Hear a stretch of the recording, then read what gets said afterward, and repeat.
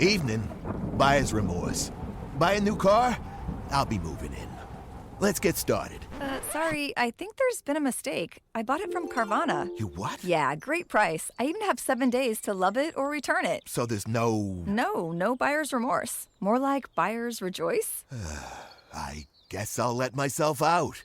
Congratulations. I mean it. Buyer's rejoice. Buy your car today on Carvana. Limitations and exclusions may apply. See our 7-day return policy at Carvana.com. Good morning, DJ and PK. It's 97.5, the KSL Sports Zone. Welcome in on a Tuesday morning. The Utes started football camp yesterday. The Cougars start tomorrow. College football, we're closing in now. I got 4 weeks to go, and then we are off and running. Several people talking up at the U. We're going to let you listen to a couple of the comments, and we will start with a guy who's got a lot on his shoulders. I was just looking, everybody's got lists. I was just looking at a list of top returning quarterbacks in America. Devon Dampier, number 13. Bear Bachmeyer, I think, was 18. The highest quarterback in the Big 12 was the North Texas transfer who's at Oklahoma State. He was actually in the top 10. Does Oklahoma State go from winless in Big 12 play to having the best quarterback? That'd be an interesting development. Anyway, let's start with Devon Dampier. Here he is talking about his team. How you feeling day one? Take us through. Man, I feel great, honestly. I thought our team, we've been working hard without the coaches here a lot, building culture without them. So, for finally the coaches to be back and, see how far we've come together as a team, first practice, I thought it went well. How comfortable are you with Coach McGivens' games and the offense as a team now? Yeah, I'm very comfortable. Mac G, he tells me all the time, he wants to dedicate this offense to what he feels I do best. And for us to just keep having conversations, we have days where we can get better. We have days where, we take the good out of the practice and, we just keep elevating the offense from there. So I'm happy that he respects my talents and what I can do so we can thrive as an offense. How was the offseason like for the offensive line? A very time for them to mentally get stronger and just more explosive. There's a lot of days, Coach Saunders makes our workouts very orientated to the position, and you can tell those offensive linemen, a lot of them lost about 5-10 pounds of fat and then also gained like 10-15 pounds of muscle. So for them to have that transformation just in the summer, now they get to showcase it out here and be at their best. Where do you feel like you're at just in terms of some of the improvements you made this offseason, and how are you excited to implement them here in fall? Yeah, I think a lot of this offseason was me getting together with the receivers. We brought in so many new guys, so they all have their own little spin to their own routes and how they see things on the field. So to get on the same page, that was something that was brought to my attention I needed to do during the offseason. So I thought we came out here and we're able to showcase that. How often did you guys get together, just with you and the receivers? Yeah, there would be days where we had a harder workout, so I'd let them be stationary, just more tracking, more things like that. And the days we did less running, we got more into routes, we got more into putting out coverages in our head. The other receivers would be out there being defenders, and we would just try to implement the field how it would look on the field. So yeah, that's kind of how we went about it. How much of the off season are you watching film with you and Bird and the coaches? Yeah, off season it's a little bit. It'll ramp up when we get closer to the weeks of looking at our opponents. I feel like we watched a lot of film during spring. We watch it out by ourselves. We watch it with the coach when he comes in. So there's a lot that we've already learned from the spring. So. Summer's just a time to literally work on the body. It's time to you have that time set aside from film to get your body right. And so this is when film digs into that process. How much do you have to just kind of mentally reset in terms of not worrying about the football, just kind of giving yourself a break so that this doesn't become a chore in some respects? Does that make sense? I love football. At the end of the day, everyone out here, we love football. We all signed up for this. I've never heard of an easy fall camp, so, we kind of know what to expect when we're here. And, we just go about it where you love each other. We're such a bonded team that, like, being out here is fun. It's not taxing. It doesn't feel like we're being forced to be dragged out here. Everyone in this building knows that we got big plans ahead. We just talked about it yesterday, how we want to win a Big 12 championship. So just with that thought process, we got to do it every day.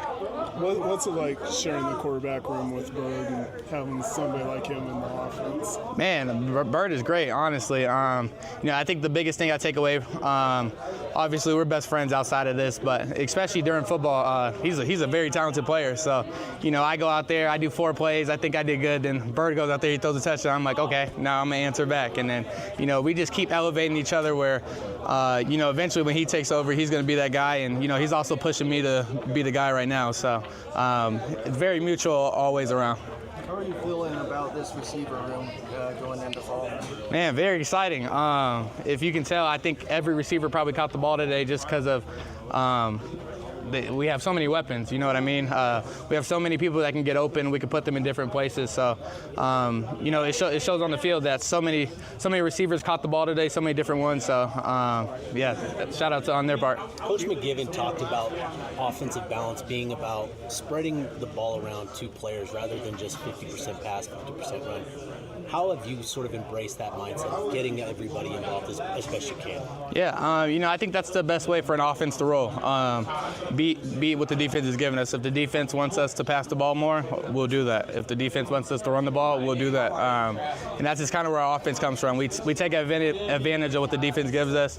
And, McGivern trusts me so much with the offense. He gives me the ability to, go get into a different play, get into things that we run very well. So just to have that aspect, it makes me very confident going into any game that we have the game plan to, do what it takes to win.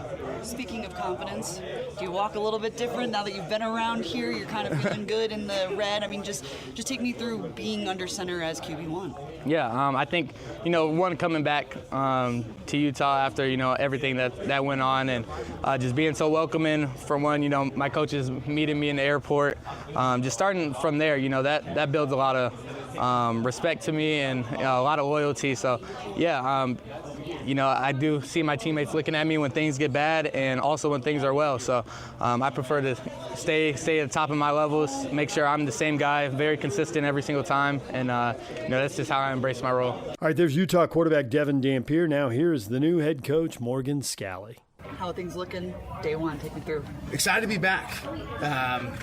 Ton of progress in spring. I love what I'm seeing in terms of the energy, the body compositions from the summer lifting and conditioning.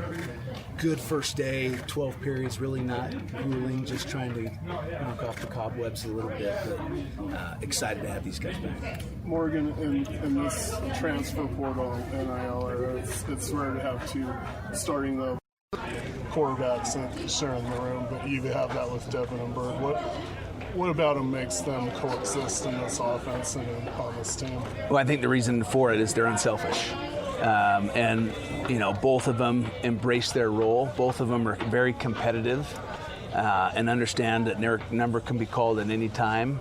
It also allows for us to be a little bit creative and do some things with their skill sets that can cause issues with defenses. But they're unselfish young men who are all about the team. And that's a rare combination at that position. So very blessed to have those 2. With the new 2022 ruling from the kids that can come play, are you going to explore anything like that, or does your team decide? We will explore anything that we feel gives us an advantage and can help us win football games. How many roster spots do you have to explore, depending on how many players are available? For us to know and you to find out. No. There is maybe some wiggle room for 1 or 2 guys, is my guess. How do we find that out? Well, you can talk to each other. You're smart guys. What positions do you think are the most competitive right now? Safety is definitely one of the most competitive positions. Linebacker, wide receiver is probably where we have the most depth. You talked a lot about offensive line back in the spring and how May was going to be massive for their development this fall. How did the offseason go for those guys up front? Really good, but we don't have pads on. So, when we start to hit each other and tackle and all that stuff, that's when I'll really have a good understanding. Already from day one, I can tell they've worked their butts off during the offseason. It's a lot crisper, cleaner, faster to the line of scrimmage. There's a lot of things that you can tell, okay, they've spent a ton of time together. Devon talked a lot about this offseason just getting better as a passer, pre-snap adjustments. now that he's had an off season in spring, what have you seen from him just early on in terms of? Yeah, so far so good. Like I said, the speed at which they started to execute on day one, much better than what we saw even near maybe the mid to end of spring. So the player-led practices were a huge bonus, and I think, if the new bill passes, you're going to see that you can have mandatory practices during that summertime, so that just gives us another opportunity to continue to improve what we did in spring. Morgan, how are you feeling about the state of the defensive line group? Much like the offensive line, we got to hold off judgment until we get some pads on, but that's one group you can tell has a chip on their shoulder. If you're walking through the facility and there's guys in the position room watching film, it's the D-line. They are very aware of the guys that we lost and the pressure on them. They're up to the challenge. I'm excited for that group. Off the bat, day one, any natural-born leaders that are standing out to you? That we don't know already? Oh, man. No, we won't vote for leadership and captains until before the first game. Okay. But, some of the guys that were already on leadership council, showed up today. And then, again, just because you're on a leadership council doesn't mean you're a leader. You can not be on a leadership council and still be a leader. Leadership is influence based on trust you've earned, and so we've had a lot of guys that have been here a number of years and earned that trust to influence others to come along. So I'm pleased with the whole group, but we'll have to wait to see. You've had spring ball. Yes. But today, first official day, how different was it for you? It's just I'm not coaching a position group, so I'm not so much worried about, because I believe that in Coach McGiven and Coach Swan that the schemes are going to be what they need to be. My whole focus is on how we're doing it, and are we running to the ball? Are we living our culture? It's the behavior that I'm after, and probably not good enough today in terms of hustle. Being relentless to the ball, relentless jogging off the field. This game requires a lot of discipline, and if we're not holding them accountable, then the culture presents itself in a way that you're not happy with. So, not good enough today in that aspect. But the only difference for me is I'm much more looking at every position group and where can we fill holes and where can we improve, as opposed to coaching a side of the ball or a position group. Now that you've had the spring and summer with Coach McGiven, what sticks out most about his offense? He is going to identify our playmakers and get them the ball. He understands that we have to establish the line of scrimmage, we have to establish a physical brand of football, but he's also really good at, here are my playmakers, here's how we're going to get them the ball. Not here's my scheme, you have to fit inside of it. It's who do we have and how can I really accentuate them? How can I highlight them and their skill set? How similar will the offense look to fans? I mean, forget all the terminology and all that. I guess it probably very similar. Yeah, probably similar. You have formation of the boundary stuff. You have shifts, motions, the quarterback run game. And that's a big reason why Devon and Bird, wanted to stay is because it was very similar, and there'll be some added wrinkles, obviously, but yeah, I would say to the average fan, you're sitting there going, okay, this looks similar to what we saw last year. Defensively, how much wiggle room does Colt Swan have to explore schematic changes and that sort of stuff? Oh yeah, it's his defense. I wanted that as a defensive coordinator. Kyle gave that to me. Now, we are who we are, and we have a mutual understanding of what we want to do here, but there's certain things that they're going to do, and they'll ask my opinion on it, but I want him to have all the freedom to be him, to not feel like someone's looking over his shoulder or second guessing what he's doing. I'm there to support him. All right, there's Utah football coach Morgan Scalley. We're going to take a break. When we come back, more football with former Utes Sylvester with PK. Stay with us.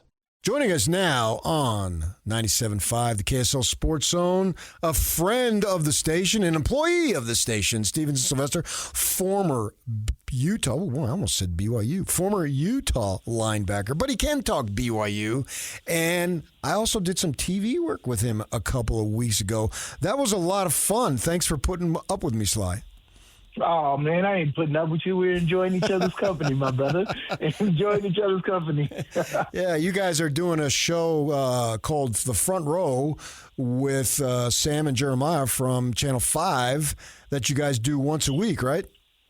Oh, yes, man. Absolutely love it. And hopefully we can do it more times a week. There's so much sports to talk about. It's kind of hard to talk about a week's worth of sports in one episode per week. So, man, I'm hoping that we increase that to multiple days. But, yeah, we just got it started here this month. And so looking to, of course, get more episodes per week. I think we'll be able to cover all the different things, especially the Utah market, right? The Utah market is just so much. It's so beautiful. So much stuff to talk about, from college sports. Even high school is great, right? We got so many local athletes that are doing some amazing things that we want to talk about, man. So, but absolutely love it. Anytime you're able to talk about sports, it's a good day. Oh, I agree 100%. I've had a fun time doing this radio show all these years, and our market really is exploding big time into a great sports market. It was already great, and it's getting greater. And if they should get Major League Baseball in a few years, it'll grow even greater than it is now. And it's a lot of fun. It's about to really kick in with the opportunity to talk about the football teams. And one of the things, and we'll get to it, what really piqued my interest when I was doing the TV, you brought something up. What I wanted to talk to you first off is we know NFL camps are getting underway, and we've got a lot of players here from our state schools that are trying to make teams, some as drafted guys, some as undrafted guys. Now, you had an opportunity, I believe you were drafted and played several years in the NFL. When you go into camp at the start of it, not anything that you've done earlier, but I'm talking about the training camp that starts in July. If you're a first-round pick versus an undrafted guy, how are people treated in that way in terms of your status when you're a rookie going into the actual camp? Man, it's so funny because my first year with Pittsburgh, Mike Tomlin, you know, when you're growing up, all the coaches always say everybody's the same. The quarterback's the same. The freshman is the same. They always say everybody's on the same level foot, on the same playing field. When I went to the Steelers, Mike Tomlin made it clear. He's like, y'all ain't the same. Ben Roethlisberger isn't the same as Antonio Brown coming in. Y'all ain't on the same level. Y'all got to earn it. And he made it known. And I mean, I agree with that. You got to put your time in. And so it is very different. But here's the thing is you do have opportunity. And that's the thing. And when you're undrafted, it's best to go to a team where you have the best opportunity to make that team, right? They don't have enough numbers there. They were slacking in that area. There's a new coaching staff. There's a lot of different things you want to look into to make sure that that's the team that you want to go to when it's time to say, like, I'm an undrafted free agent. I want to sign with this team. There's tons of local guys, right? We have tons of stories of local guys undrafted that ended up making strong careers, you know, after the fact, man. And so there is opportunity. Just know that nothing is given to you. You got to go out there and take it. This is the thing that I tell everybody that I train with, that I communicate with. You don't have friends. So don't go out there looking and look like, oh, I'm a buddy up with this guy. Oh, I want to go do 6 a.m. workouts. You do not have friends. The veterans aren't your friends. The other rookies aren't your friends. The other undrafted free agents aren't your friends. The administration isn't your friends. Nobody's your friends. You got to go out there like you're a one-man army and go make it happen. And when you do that, they will respect you then, and then they'll bring you in, and you'll slowly come in. But when you're first there, you got no friends. You got to go out there like you're a one-man army. You came out of Utah at 2010, off the 2010 team, and you were a fifth-round draft choice. So that's sort of maybe a little back end, but, fifth round's pretty good. Did you feel like, wow, I need to really make an impression so I actually make the team? Or did you think that I just need to show my stuff and not worry about making the team because I'm going to make it? No, I took it. I mean, all of it. To answer your question, took all of it, right? I took it as like, I need to do something to make a team. But also, my situation was kind of unique, right? I was drafted in 2010 in the fifth round. And, the Steelers had won the Super Bowl just a year or two before that, right, when they beat the Cardinals. And so I'm just like, what the heck do they need me for? They got defensive MVP in James Harrison on this team. They got Troy Polamalu. They got Ike Taylor. They got Brett Kiesel. They got all these guys who are legends, still in their prime, still doing well on this football team. The linebacker room itself, they had already drafted 2 linebackers in the second and in the fourth round ahead of me. Oh. What do they – so the linebacker room, they run 4 deep, right? It's a 3-4 defense, and they have 15 linebackers heading into training camp. That means 7 guys – they only run a 2 deep, right? You can only carry the 4 starters and then 4 backups after. You got 15 guys. 7 guys are getting cut, right? Yeah. I'm a rookie. They already drafted 2 guys ahead of me that they're paying more than me. All the veteran guys are paying ahead of me. Why would they want to keep me was my mindset. So I'm just like, okay, I need to do good so I can sign with another team. If I do good in the preseason and I know when the Steelers cut me, that somebody else is going to pick me up. One of the teams I played against, or hopefully somebody's going to notice my tape. So my whole deal was I wanted to get some tape that I can send to other teams that I know that I can play for them, right? And it turned out that I did so well that the Steelers were like, we got to keep this guy. And they ended up keeping 9 linebackers that year, something they never do. And so they kept me, and I ended up being a huge contributor on the way to the Super Bowl that year, in 2010, man. So and that's what I say is just like, you got to understand, you got no friends. You got to go out there and make it happen. You got to study your playbook because the thing with being in professional sports is there's no like, oh, we'll give you another shot tomorrow. There is no tomorrow. There is no next year. There's no development in the NFL. If you're not contributing right now, you're out.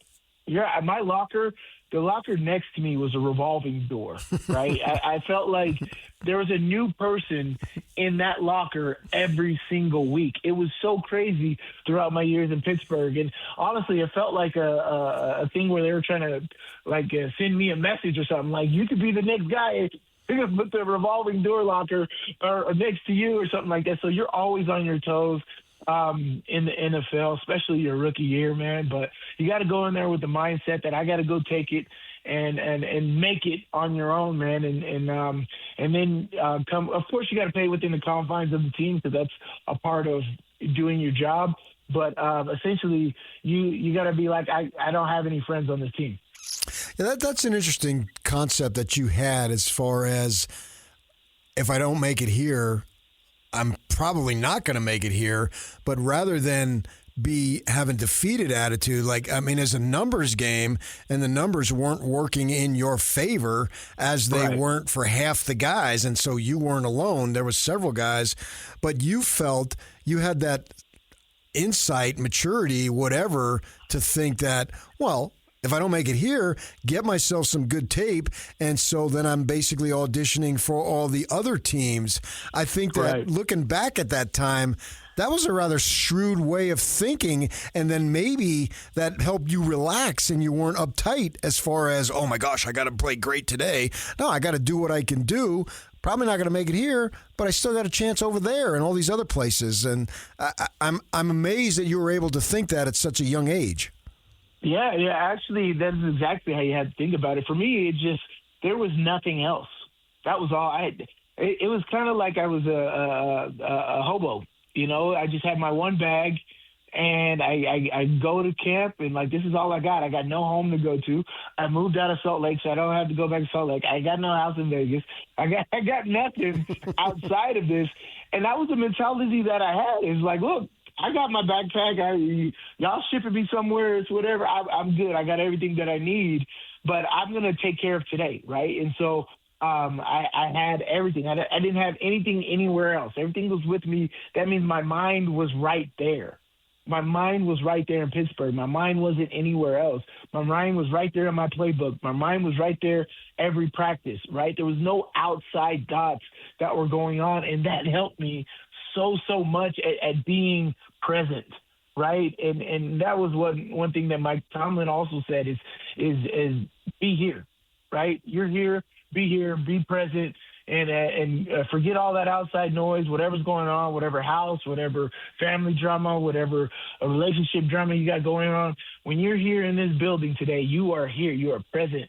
And I'm telling you, if you're able to kind of hone that mentality in, and basically anything, it doesn't have to be football. You can do that in life, right? If you're able to hone that mentality and be present, the success comes after that. Steven Sylvester, former Utah linebacker, longtime NFL linebacker, and does a lot of work for KSL in the sports area, joining us right here in 97.5, the KSL Sports Zone. When it came down to it, cut-down day, and you were one of the survivors, what was your emotions? It's so weird, and I hate it, because they don't tell you that you made it. Right? And so you're just waiting for a phone call the whole time. They're just like, we call you, this and that. But if we don't call you, you're good. Right? And so you're just waiting for that call. And like, you don't know. You're like, so am I good? Like, I go back into the facility. Nobody was like, hey, good job. You made it.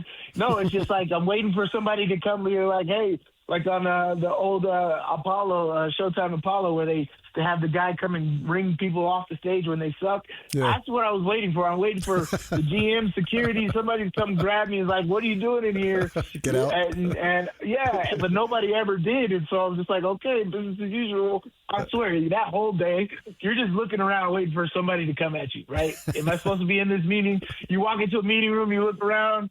Does anybody say anything about me being here? And the veterans don't know either. So they look at you, well, this rookie's still here. That means he made the team. And so it's just such a weird day. But after that day is over and you did make it, oh, man, I went to the parking lot, man, and I'm just like, I just let out this huge gasp and just been like, man, it's awesome. But it took the entire day, right? I'm waiting for the entire day for somebody to kick me out. Because even then, it still happens because I've seen it where cut day happens, and even that day and even the next day, they're still making cuts. They're still making waiver transfers and all this other stuff is still happening. So it's not just because you made it at that hour that it's over. Football is forever. As I said, the locker next to me was revolving all year long. So that's the thing about the NFL that sucks is the guaranteed contracts and all this stuff is not a thing. And so you're always on your toes and it causes some real mental trauma sometimes about you always worrying about stuff. Yeah, Trevor Riley told me a story. He said, well, if you don't hear from us on Monday or Sunday, I think, that means you come in Monday and you made the final cut. And then he told me, then he goes in on Tuesday and they had the waiver wire and they picked up somebody at his position off the waiver wire and then put him on the practice squad. So he had the elation of going to bed thinking that he was going to be on the final roster, the active roster, and then going in the next day and finding out, well, they picked somebody up who had been waived from team wherever. And so now he was back on the practice squad. So he had the high and low in a span of about 12 hours. It sucks. The communication is so bad and you're really just figuring stuff out. That's why, like, if you just got your bag and you're ready to go wherever and you just got a present mentality, I think it's way more successful. It sucks because who wants to live like that? But at the end of the day, football, they say it's not for long, yada, yada, yada. You got to sacrifice for however many times, years or whatever. If you could do that and be able to control your mind and all that stuff, that is a talent that they don't really teach you about or let you know you need to have. But, yeah, exactly. You can go through highs and lows. Just like Trevor said, it literally happens like that. And sometimes quicker. You could be in the middle of the night, midnight, and they send you a text. That sucks. But, yeah, it is really like that, and it stinks. And that's why there's no guarantees. And anytime somebody says something, you got to continue to keep pressing on and working. Steven Sylvester, former BYU or Utah linebacker, joining us. I got BYU and Utah on my mind because I want to talk to you about college football. Dream scenario for somebody like me in the local media would be that first Friday in December to have the Utes and the Cougars play each other for the Big 12 title down at the Cowboy Stadium. I'll take either one. I definitely want either one. But if I could pick, I would take two, but I'd take both of them. I think that would just set our market on fire. And it would actually do well, I think, wonders for both teams because, wow, man, they're playing each other. They're only 40 miles apart, 45 miles apart. I need to check that out, and I think it would be a boon for recruiting locally and across the country. Now, my thought for you, you've seen these teams and all that type of stuff, and you can evaluate talent. What level of possibility? It's probably a long shot, I get it, but do you think that each, maybe individually, if not both, can get there, that individually one or the other has the talent to be one of the two teams surviving when we get to the end of the Big 12 season? Well, here's the thing: is I don't think it's a long shot. I think in the next 3 years we're going to have that exact matchup. And that was what it was in the WAC. That's what it was in the Mountain West. It came down to the Holy War game. You know, There wasn't a championship game in those conferences, but now ever since we had a championship game, it's that. Like I could imagine if BYU was in the Pac-12. How many times Utah and BYU would have matched up? That's what's so great about these two universities. They hate each other so much that they're both so equal that, you know, when they're good, they're both good.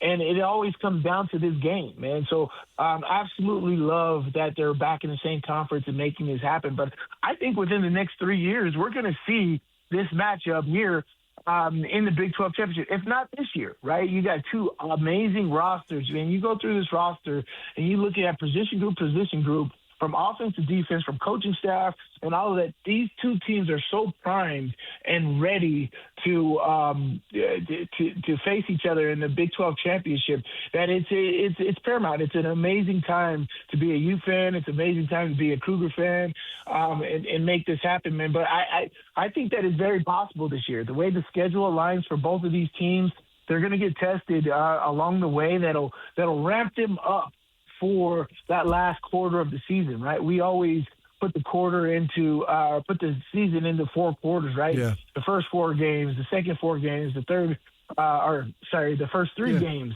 and 4 games like that. Right. And so the last quarter of the season, everybody's going to be tested up to that point to be like, okay, we're primed and ready to go to be in position for this Big 12 championship. You know, Utah schedule, right? I think they got a really good schedule with an early SEC test at home, which helps them. They got a tough away game, which, you know, going up to Ames, Iowa, I heard that is definitely different territory. I know they're not going to have the team that they had last year or the year before, but especially they're all at Penn State now. Right. But going into Ames, Iowa is not going to be easy, right? And then coming home and facing Houston, and then going across. People don't understand how difficult it is to travel to the East Coast, right? We played West Virginia last year. That was such a weird transition, and we ended up actually having to fly out on Thursday to play Saturday, so we didn't have any mess-ups. But, you know, hopefully they do that the same thing with Cincinnati this year. But going all the way to the East Coast is not an easy thing, especially that game's on Halloween, and hopefully we're not looking forward to the BYU game the next week. But, you know, going into that Holy War, I think the Holy War game on November 7th is going to tell the tale for the entire Big 12 conference, right, for a lot of teams. And so from the Arizonas, the BYUs, the Houstons, the TCUs, the Texas Techs, a lot of things are going to revolve around that Holy War game on November 7th. And after that, we'll have really clear-cut picture of who should be in the Big 12 championship, which I think we might get both 8-0 teams heading into that game. Oh, that'd be awesome. Somebody's going to be 8-1, somebody's going to be 9-1, and then they win out the rest of the season, and hopefully Texas Tech slips up somewhere, Arizona at home, something like that, and we get some spookiness and we get that Holy War again rematch in the Big 12 championship this game. That would be so awesome, and so really looking forward to that. I agree. I'm looking forward to that, too. I'm looking forward to the start of the season, and most definitely looking forward to November. That's going to be a great time for both teams, and hopefully they both do well, as you say, and maybe we can see that. So anyway, Sly, thank you for your time. We appreciate you joining us right here on the KSL Sports Zone. You're the man. Thanks, PK. There's Sly Sylvester. When we come back, Bob Nightengale's talking baseball. What does he think the odds are of the expansion team coming to Utah? What does he think the odds are of all of next season being lost? Stay with us. Evening. Buyer's remorse. Buy a new car? I'll be moving in. Let's get started. Sorry, I think there's been a mistake. I bought it from Carvana. You what? Yeah, great price. I even have 7 days to love it or return it. So there's no... No buyer's remorse. More like buyer's rejoice. I guess I'll let myself out. Congratulations. I mean it. Buyer's rejoice. Buy your car today on Carvana. Limitations and exclusions may apply. See our 7-day return policy at Carvana.com. Good morning, DJ and PK. It's 97.5, the KSL Sports Zone. Yesterday, PK and I were joined by Bob Nightengale, baseball columnist for the USA Today. Obviously, the trade deadline, obviously, Scooble to the Dodgers, a big topic, but expansion, what are the odds for a team coming to Utah in the early 2030s, and what might that timeline look like? And then also, what's going to happen with next season? We're going to lose a little bit of it, a lot of it, all of it, none of it. Here's Bob Nightengale with PK and I. The Dodgers get Scooble. Are you one of the people who thinks it's over, I don't need to watch anything now? Or the baseball postseason's wildly unpredictable and you just never know? Yeah, you never know. I mean, the Yankees were always a team to beat there in the late 90s and, other decades. And I think people like to see a superpower to see if they get knocked off. But, yeah, I mean, anything can happen. Maybe outside the Phillies, you're not sure who can knock off the Dodgers, but it's certainly possible. I want to know, Bob, what are you going to do to spend your time in the summer of 27?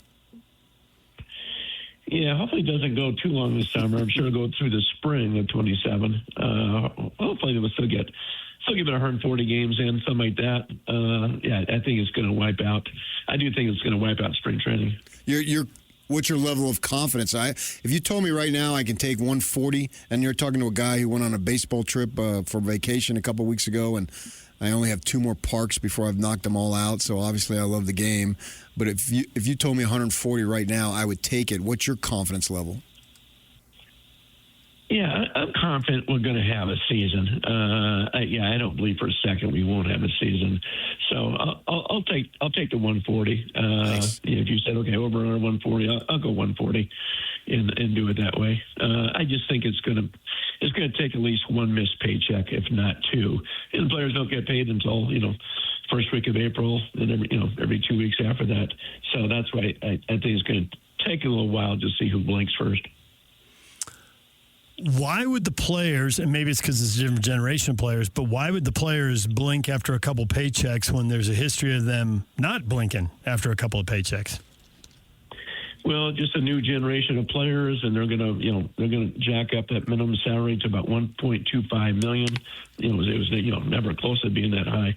They're gonna have more guys eligible for arbitration, probably lower free agency from 6 years to 5 for 30-year-olds. So they're going to try to do the rank and file. Remember now, in 2021, the executive committee voted 8-0 not to play, keep negotiating. They went to the clubs and said, wait a minute, now we want to play. And they voted 26-4, said, hey, we're playing. Yeah, right. I think that's the holdout for hope, is that when it's put to, essence, if you will, a popular vote, that they take it at that point. The way we have now is like, we were waiting for Scooble to get traded and it was likely going to be to the Dodgers, and it happened. And just the perception of the game, I don't blame the Dodgers by any stretch. They're taking advantage of the rules. But the perception is it's unfair. What is your take on that, at least from a perception standpoint? Yeah, I mean, I don't think it's unfair by any means. I mean, they have the money; they're spending it. I mean, would people be happy, more happy if they're just lining the pockets of Mark Walter in the ownership group? On the opening day, the Mets had a bigger payroll than the Dodgers did. The Mets have spent more money than the Dodgers the last 5 years. And even if you look back at this Scooble trade, 2 of those guys they got in different trades. They're only 11th round draft picks that they acquired in trades from the Cubs and the Padres, and their only guy was the 3rd round draft pick. And so that they do things better than anybody else do as far as drafting, developing players. They just don't throw money out there. They do everything. The Dodgers have been more willing to go to delayed payments and paying guys way down the road. And other teams aren't doing that, and that seems to be an advantage for the Dodgers. How come nobody's gone with them in that area? One thing I think the players want to do it is just because of the California taxes. Let's go to Shohei Ohtani. I mean, he's only making, $2 million a year. $68 million is deferred until 10 years from now.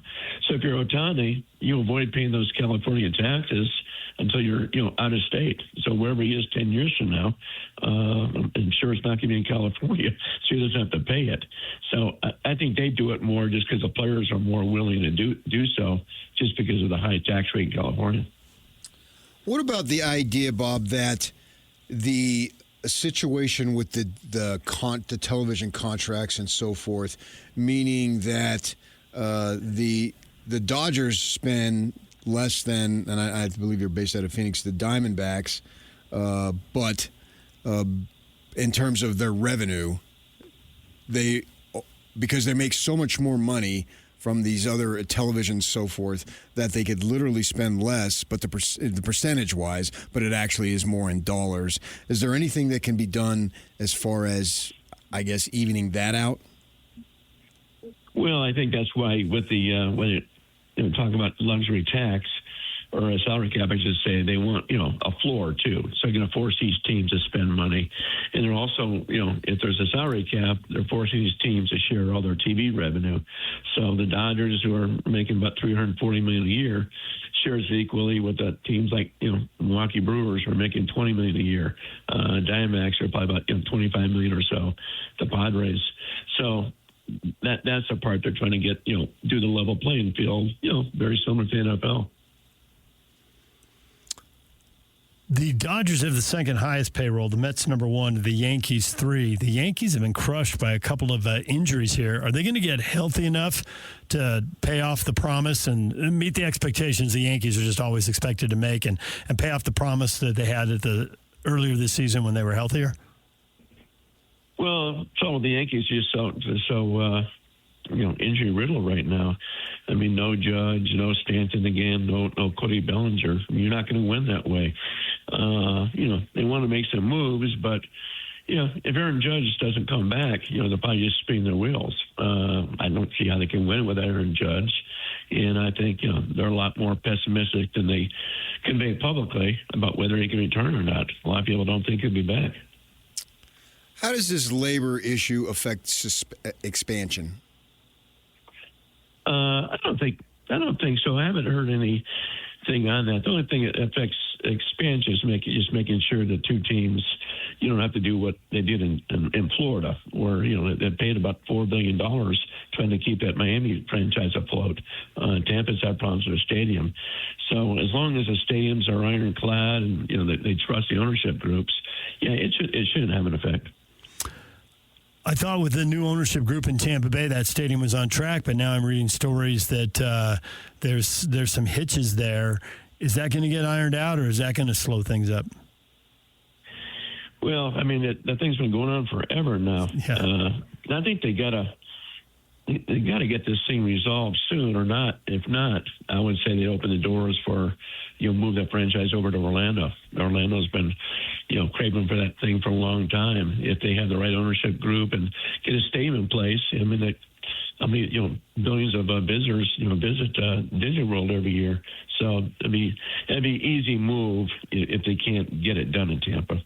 And I assume you're still high on Nashville and Salt Lake City. If not, tell us. But my thought for you, assuming that you are still high on those two, what is the timeline?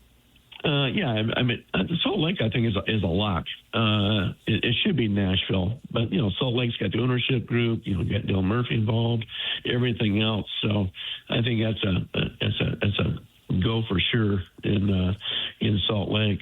But you're talking about probably either 2031 or 2032 when they play their first major league games.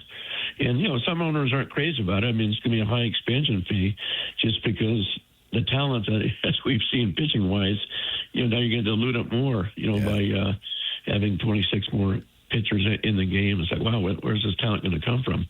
But I think either 31 or 32.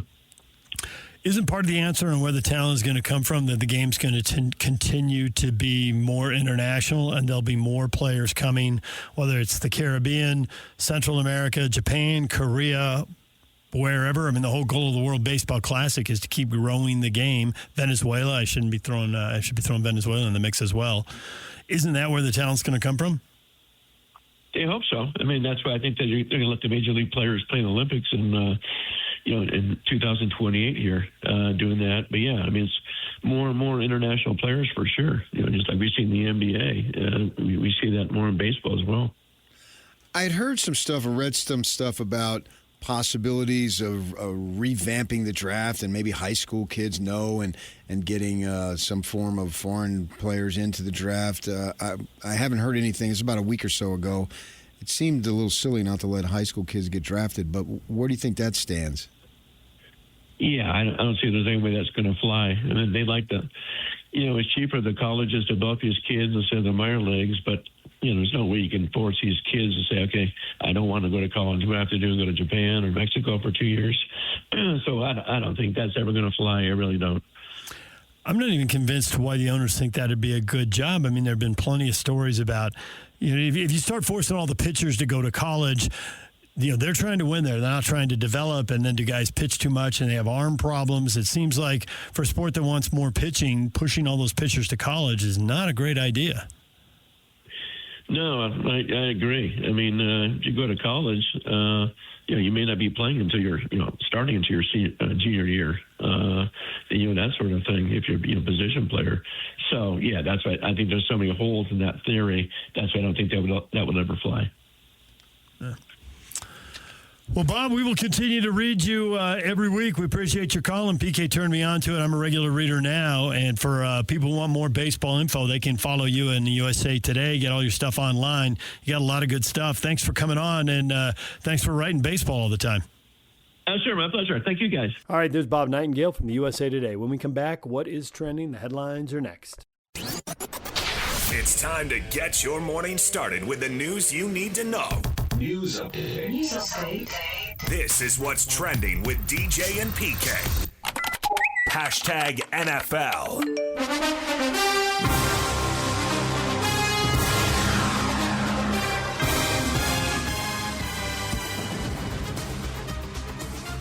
The Atlanta Hawks.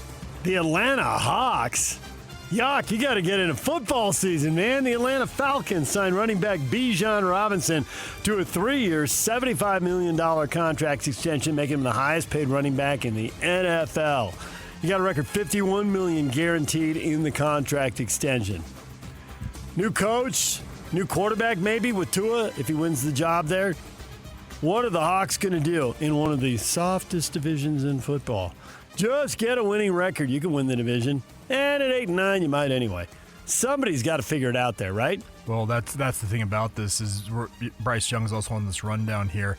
They won the division last year at 8-8, so I guess it'd be 9-8 last year. So you can win it with minimal. I want to say minimal effort, but it's a soft division. Minimal results. Minimal results. The Carolina Panthers are being tight-lipped about the potential contract extension for quarterback Bryce Young as he enters his 4th NFL season and completes his original rookie deal. The 5th-year option has still not been picked up. We've seen it so many times. What is the quarterback's cap number?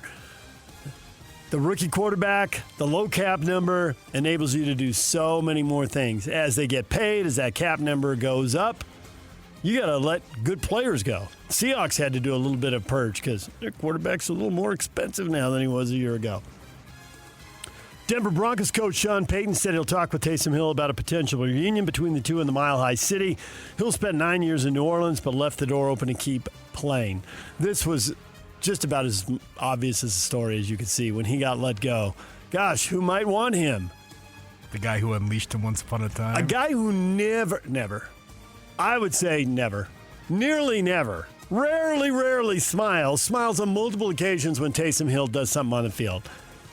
There's something about Taysom Hill's enthusiasm, his willingness to play a bunch of different positions, quarterback, tight end, running back, special teams, block a punt, whatever. And then they can cut over to the sideline, and there's a guy who's a grump in the finest tradition of Bill Belichick. He's a Belichick and Bill Parcells. Yeah. He's out of their coaching tree, and he's got that whole persona. And he's over there, grin like a 10-year-old. He loves him. The question with Taysom is, he is older. There have been a lot of collisions. Father Time is undefeated. At some point, does he slow down? And it's just not worth it. But this is also a great example, and I just think it's so overstated. Well, he's an older player, right? We see that with the guys who've been in college. Well, with the COVID bonus years now, we hear lots of players talk, well, he's 24, and in some cases you got return missionaries, 25 years old. They're just so old. Hey, man, these coaches and GMs they're coming and going in 3, 4, 5, 6 years. What do they care? And the Saints could have talked themselves out of Hill. He's played 9 years. The league average is like 3.5. He's 36. He entered the league at 27. So stop worrying about the age. It's so overstated. New England Patriots wide receiver A.J. Brown said he suffered a dislocated thumb in practice yesterday, but he did not miss any reps or time. The game is what it is. You're going to get bumps and bruises. You have to keep going. I know it's practice, but I'm not coming out to practice. Thumb out of place. You keep going. Boy, that's one of those sentences. It depends how you say it. I know it's practice, but I'm not coming out of practice. You're not coming out for? No, of. Coming out to practice? For. Bears starting safety Kobe Bryant will miss 8 to 10 weeks. Hyperextended knee, bone bruise, small fracture in his left knee that he suffered yesterday in practice. That was a big free agent get for them. So now he's out 8 to 10 weeks. Got about a month till the season starts. So he'll miss about a third of the season. DJ and PK. Hashtag college football. Short game of poker. The cards have been folded. Well, Notre Dame wanted to play him in October and November and keep that tradition alive. Also, just practically speaking, Notre Dame's trying to get more good teams, and if they can only really play marquee games the first 3 weeks, that's a problem. But USC held firm, so Notre Dame has decided to go ahead and play USC earlier in the season. There you go. So they've signed a 4-year deal, and the long-standing rivalry continues. And instead of meeting in L.A. on the Saturday after Thanksgiving, they're going to meet week 1, season opener in L.A. The first 2 years of this deal will be season openers for both of them. The other 2 will be in the first 3 weeks of the season. Yeah. It's floating a little bit. So basically, to get the date moved, they had to stop the rivalry for 4 years. That's what we're going to get, a 4-year break before it restarts. Maybe BYU gets 2 more years out of Notre Dame?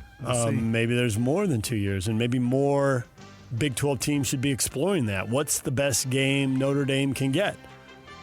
Who can they get? They've got their 5 ACC games they can play back there, and they've got Navy, and that's 6, but they're going to need a couple more games. And they've traditionally, you mentioned they've played that in October, November. Well, if you're a Big 12 team and they're willing to schedule it. And if you're the Big 12 trying to get marquee correct and up the wealth that your TV deal creates, sign Notre Dame. Let's go. So whether it's BYU calling them, clearly they have because they have the deal, or Texas Tech or Utah or whoever, go for it. After Notre Dame announced the renewal of that series, the Indiana Hoosiers canceled their scheduled home-and-home with the Irish that was set. Indiana has 18 games scheduled now out over the next 7 years or so. None of them Power 4 opponents. Long series of Mac and whoever else. Mario Cristobal gets big money, gets a long-term contract extension after he guided them to the national title game last year. $8 million a year. He's entering year 5 of a 10-year deal. DJ and PK. Hashtag NBA. Former NBA forward Chris Bosh issuing a warning to Spurs star Victor Wembanyama about staying on top of his blood clot issues, saying he has continued to deal with blood clot issues that forced him to retire in 2016. He survived a pulmonary embolism earlier this year that hospitalized him. Now, go ahead and explain a pulmonary embolism to the people. Blood clot that goes from your leg into your lungs and can kill you. So, be serious about that. Stay on top of that stuff. DJ and PK. Hashtag Major League Baseball. At the deadline, you like any of these baseball trades? Anybody really improve themselves? Every single team, I would think. That's the point, isn't it? Well, that's the goal, but it doesn't mean they do. Some of them you probably just I think Philly's shrug. adding a rise. You know, they got a bunch of power on that team, and so now they got a second baseman who can hit. He's not a power guy, but he's sort of like an old-school Rod Carew guy, puts the bat on the ball a lot. Get it in play. Yeah. Let something good happen. Get on base. Yeah, for the big dudes to pop it over the fence. They're going to put him at second base, move the second. This is a little bit of a song. Move the second baseman to third base, move the third base to first base, and move the first base to right field. Woo! All right. So one trade precipitates 4 three. moves? Well, putting him, Yeah, with him as one of them. Yeah, moves in your defensive scheme. So we'll see how that plays out. And I know you're excited about the pitching guys that the Padres got. The initial reviews I read of him specifically, well, they did get 2 guys because they got Mize from the Tigers later in the day. Robbie Ray from the Giants, I was excited, but then I read more and like there's people questioning his velocity and health. And I mean, the good thing is you got excited about 2 guys you hadn't heard of until yesterday. I'd heard of Robbie Ray. Okay. Casey Mize was off the radar, but I'll take it. I'm not paying attention to the Tigers. I got relatives who root for the Giants, so yeah. Oh, yeah, so do I. I was on the. He they're was all on my dead, radar. though, now. Because it was the It was the New York Giants? Yeah. But Back I mean, to the Polo Grounds, baby. I talk to them often, you know, in a seance? Yeah. Ray came up with the Diamondbacks, and he throws a lot of pitches. His control isn't the best, but it's worth a shot. I don't think they gave up much. So. And their pitching's been a mess, so anything could be a step up. Anything? Ooh, then you literally have to be the worst if anything can be a step up. Yeah, anything's probably too extreme, but it's been a mess. And they're also supposed to be getting a couple guys back who've been injured. Oh yeah. See how all that plays out. Randy Jones is coming back. Randy Jones is not coming back. Back to your seances. You're big on the people who passed away this morning. Orioles dealing former top overall pick Adley Rutschman to the Boston Red Sox in exchange for 5 prospects. 5 prospects? Yeah. And the Guardians added 2 outfield options at the deadline. Got Foster Griffin, all-star from Washington, and Joe Adell, longtime Angel. And the Angels sending people all kinds of memes about Mike Trout standing there in the empty house looking around. Is it like Will Smith? That's exactly what it was. Oh. That's exactly the meme they took. On the field, Cubs beat the Dodgers 10-5. Dodgers have lost 4 in a row, 6-8 in their last 14. Even the Dodgers can have a little flat spot. Well, I had seen yesterday that someone said that the Dodgers have acquired the Cincinnati Reds and then put all the players at their AAA. That was their big move. That was their big move? Just got, Signed them to AAA OKC. Got the whole team. Hey, it's Tariq Skubal Day today. Is he going? He is going tonight. Yeah, boy, the one, Robleski, man, the All-Star, got shells watching that game. He giving up home runs left and right. Literally. Yeah, I see what you did there. That was nice. Were there 10 home runs in that game, I think? It was, it was very entertaining. When I went a couple weeks ago, it was only 4-1 with 1 home run. Now they were just bombing them out there left and right. And, you know, I told this story. You weren't here last week. When I was sitting there, I got some nice tickets that cost an arm and a leg, but it was worth it. I had a great time. Guy's walking up the aisle. He looks at me, "Hey, PK, can I get a picture with you?" and so he had 2 kids with him, 2 sons. He obviously was from here, like maybe 12 and 10. And the 12-year-old's looking at him. "Who's this guy? Who's this? Is he? Who is he? Who is he? Who is he? Who is he?" I said, "I'm a nobody. I just talks on the radio, and so your father knows who I am.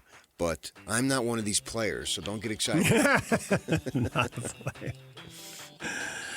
All right, Dodgers and Cubs again tonight with Scooble going, and the game's on TBS at 6 o'clock if you want to watch that tonight. I do. There you go. I will. And tomorrow I'll I thought you might be watching your Diamondbacks. It doesn't come on until like beat the Padres 7:40. 5-1. See, so they get 4 or 5 innings in. easily. And then baseball's an easy flickerbacker. Bees open a 6-game series tonight at home against Oklahoma City. They've lost 7 in a row, looking to snap that streak. Tony Park's on the air at 6:20. First pitch at 6:35. DJ and PK. #RSL. Real Salt Lake opens play in the League's Cup tonight against Tigres. First kick at America First Field set for 8 o'clock. 3 games, Tuesday, Saturday, Tuesday, against teams from Mexico. And then the top 4 MLS teams with the most points in the 3 games. Everybody's not playing the same schedule, but they will advance to the quarterfinals. So RSL gets some guys back tonight. Gozo is expected to play. Morgan Giavogi is expected to play, so they'll have a little more attacking firepower. They won't be full strength, but they'll have a little more than they had in that last game. So you don't pay attention to the real Tigers. Do you pay attention to these Tigers? I do not. Well, why not? It's your job. Well, they're in another league, PK. Regardless, you got to work it. Work you it. Say, hey, they pass the ball to that guy, and then they kick it over here to this guy. What the heck? Do not? I'll have some names for you tonight when we see who they're Nice preparation. Yeah. I'm going to see that with Locke. Hey, they're playing Charlotte. Hey, throw the ball to this guy. That guy over there cuts. You got a backdoor layup. You got to know the guys. I'm disappointed in you again. 3 games into their season, they are winless. I don't give a crap about their record. Anybody can look at their record. I said, do you know their guys? Do not know their guys. Well, then you're unprepared. Well, there you go. Who's your backup? Yak, you're calling the game tonight. Yak, do you know their guys? I do not. Oh, right, but he commands a much lower salary, so I'd rather pay him. And you're high-priced, not prepared kind of stuff. My goodness, disgraceful. I'll be up to speed soon enough. Hey, Maron. Major League Soccer announces that Larry Berg will succeed Don Garber as the next MLS commissioner next year. He's been a co-owner with LAFC, helped launch that club and build that stadium. And Bud Selig over here? A little bit, yeah. Little Bud Selig, Al Davis, to go way back. Yes. Commissioners who weren't business people, but they were actually in the league running teams. That's what's trending. There are your headlines, brought to you by Shamrock Plumbing. No job too big or too small. Get the personal touch with Shamrock Plumbing. Utes open practice yesterday. PK and I were up on the hill, as was Josh Furlong. He covers the Utes for KSL Sports. He's going to join us at 8 o'clock. Ute fans, gather around the radio for that. Kurt Schmid, Real Salt Lake's Chief Soccer Officer, at 8:30. DJ and PK, it's 97.5, the KSL Sports Zone, and we have the question of the day next. Stay with us.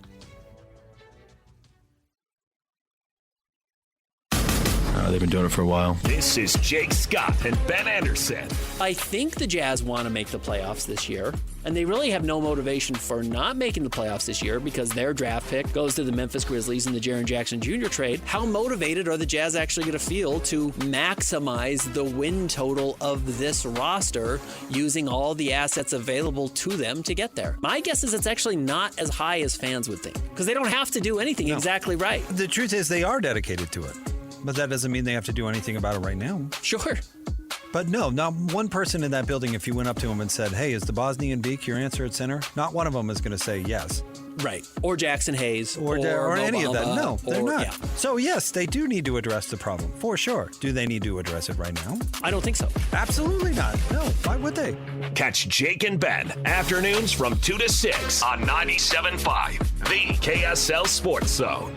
DJ and PK reminding you the KSL Sports Zone and Beehive Meals are honoring people that impact youth sports in our communities. Nominate the youth sports volunteer for the Beehive Meals Hero of the Week at KSLSports.com/contest and listen every Thursday afternoon to Jake and Ben for the winner.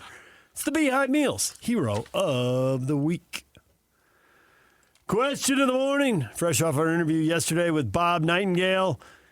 USA Today baseball writer says Salt Lake City is a lock to get an MLB expansion team. How sweet is that? Oh, people think it's sweet. It is. It would be. Let's go, Jeremy says. MLB in Utah, I can't wait. You're going to have to. But yeah, right. See, Darryl Douglas, I'm more excited than the Jazz and the Mammoth combined. Well, I think it's the most important thing in this community sports-wise since the Jazz moved. Because I think baseball is bigger than hockey. Bigger than the colleges getting the upgrades in the league from the WAC to the Mountain West to the Pac to the Big 12? I do. Yeah. Because that's been a big deal. But this would be a huge deal. Fill in a lot of days when there's not a game. I think the three biggest things are the Jazz coming, and then if baseball gets here, and then when I got here. There it is. Nice. Well done. This stuff doesn't even faze me anymore. Back in the day, it would have knocked me off my chair. Now I'm like, yeah, okay, fine. And that is why the lady who cuts my hair said that she had someone ask her, is he as arrogant in real life as he is on the air? Yes, I am. I mean, more so, I think. Oh, man. Daniel can find that storm cloud on the horizon. I heard the strike could ruin it for us. Well, so did I, but I mean, that Bob Nightengale, who's on the inside, has been for many, many years. I don't know him personally, but I have good friends who know him very well because he worked in the LA market, and my beats weren't you didn't overlap with him, but other people you worked with did. I was around him a little bit, but he wouldn't have known me. But I know people who know him personally and can vouch for him. He's not saying stuff to say he's too old. He don't need to do that. He doesn't need clicks or any of this other stuff, or what do they call it, hot takes. And he's going to say what he believes based on the information that he has gathered. Doesn't mean it's 100% because he's not. When you're having conversation on the radio or even on social media, if you put something out there, unless you're saying I am reporting, it's more of it's a relaxed form of journalism that needs to be taken for exactly that, meaning, hey, this is what I'm hearing. I'm not saying this is going to be true. Like a few years ago, I got a call late one evening in December that said, hey, Kedon Slovis just committed. Okay, Kedon Slovis just committed. That's a fact, right? And then, sure enough, obviously he played. But it would be, hey, I'm hearing Kedon Slovis might commit to BYU. Well, that's two different things, right? So he's more of the latter than the former, but it's based on some information. It's not just some wild thing. Oh, I think I'm just going to make it up. BYU is going to go to the SEC or whatever it might be. I don't know. You got to be close when you get really good sources and you get really close to a story, because then you hear about it as the story is developing. But because it's developing, it can change. And he said, Bob Nightengale, that he doesn't think this lockout is going to impact the expansion that much, if at all. And that's great news. Yeah, because a lockout will get settled, whether it's one game, it's 100 games, or it's the whole season. It'll get settled. We're not done with it. Right. And then they'll go on, and the commissioner has said by the end of the decade, as his term winds down and he moves on with his life, that this is the plan. And according to Bob Nightengale, the plan is still on track to be the plan. And he thinks Salt Lake City is a lock. That's phenomenal news. It is awesome news. Jeff says, even though I haven't lived there in 2 decades, I'd love it. I've lived in areas for 4 MLB games, and I love going to games. If I ever relocate to the Salt Lake area, going to games would be fun. Well, it's unlike any sport whatsoever because it is virtually every day. They have 15 days off during the season, maybe 20, maybe rain out or what have you. And it's every day. So as irritated or as happy as you were from last night, it all changes the next day. And then it changes and it goes. And we see these wild streaks in baseball to where the Sox sucked. And then they win 15 in a row and win whatever they've been continuing going. And a few months ago, they were thought to be sellers. Now they acquire an all-star catcher. And away they go. And we'll see with this third wild card, which has just added so many teams to still be in the mix. The Cubs had gotten off to a phenomenal start, and then they lost double digits in a row. The Phillies, lousy start. They got hot. Then they hit a lull where Bryce Harper, in the Bryce Harper manner, is ticking off his manager and management by saying, we need to get better. We need better players. And in the manner that Bryce Harper can do that, because he's got the cachet and he speaks his mind and he does it in a Russell Westbrook, I'm mad at the world style way. He does have a lot in common with Russell Westbrook. Two guys who rarely seem happy. He's on the edge, man. Yeah. The guy plays and lives on the edge. If anything, he's happier less than Russell. I'd bet on Russell Westbrook smiling and cracking up before Bryce. Yeah. And so it irritates Mattingly, then it irritates the executive owner, administration. They didn't say it, but they had to be thinking, dude, we're paying you to be that guy. So go be that guy. And Mattingly said, basically, you're ripping your teammates, and you're supposed to be a leader, and now you don't believe in them, blah, blah, blah. And then they go out and they make at least a one trade that changes 5 different things on the team. So the sport is incredible with its ups and downs and its highs and lows and hot streaks and cold streaks. And it's every night. And then usually it is a gathering point. People get, like I went to Wrigley 2 weeks ago tomorrow, right? And it was a night game. And I've been to Wrigley several times, but it's the first time I've been to a night game. We get there, the stadium, at around noonish. You'd think that's a 1:20 start. There's people all over the place. Really? Yeah. Because they did on the one side they built up this nice complex with big screens and whatnot. So it's a restaurant area, entertainment area. Down the first base line or third? Third. Okay. You don't really have much room on the first side. And because there's already established stuff that's been there for 40, 50 years with places, souvenir shops, restaurants, bars, that type of thing. But and they got a band there, and it's a happening place. And Chicago obviously bigger than we would ever be, but people start gathering there. And then oh my gosh, we went to Minnesota, and they were giving away a Kirby Puckett jersey, which actually wasn't really a jersey; it was like a pullover. And we were only in Minnesota for less than 24 hours. We flew from Chicago, went to the White Sox Friday night, got up Saturday morning, flew to Minnesota, went to the Mall of America, and hung out with 3 million of our closest friends. The thing was packed. And then we went to the stadium, and so many people were there already in line because it's the first 10,000. And Puckett's an icon from that area, obviously, with the Twins. And then also, too, we saw thousands of people. The Target Center is literally right across the street from the ballpark where they play basketball, the Target Stadium, because Target, I guess, is based there or whatever. Mm-hmm. And so it's the Target Stadium, and then right across the street is Target Arena, whatever they call it, Center. I guess. Center. And that thing, we saw hundreds of women in boots and pink dresses. Hundreds. What was the deal? If not thousands. My gal, I had to look it up. Obviously, something's going on. Right. Go to a hotel to use the bathroom. Place is packed with the same type of from 5 years old all the way up.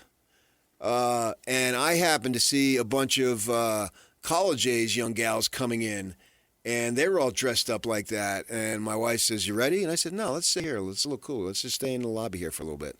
And I got an elbow to the ribs there. Fun, man. I'm a man. I mean, Yeah. He gave me these feelings. I didn't create them. All right, move along. So And what was the deal? What concert or whatever was going on? My gal. The combo singer with You Had to Be There with Kenny Chesney. And about 7, 8 other songs that I can name that you had no idea what they are or even who they are. Megan Maroney. My second favorite. No. Yeah, I'd say she moved into my second favorite female star now. Because obviously, Yak, my first, I'm choosing Texas. Don't tell me this. You're an Ella fella. I am an Ella fella. You are? Oh, heck yeah. Okay. Choosing Texas, I can tell. Come on. PK is an Ella fella. Who is it? Rex DJ Ryan is an Ella fella. DJ has no idea what we're talking about. I've heard the song. I mean, she is. It's still number one. It's been number one the entire summer.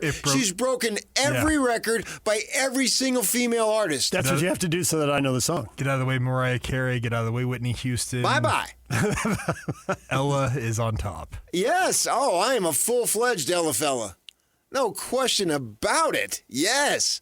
I told my wife that weeks ago. I can listen to that song nonstop. And then if you have her singing it with that white flowing thing she has on?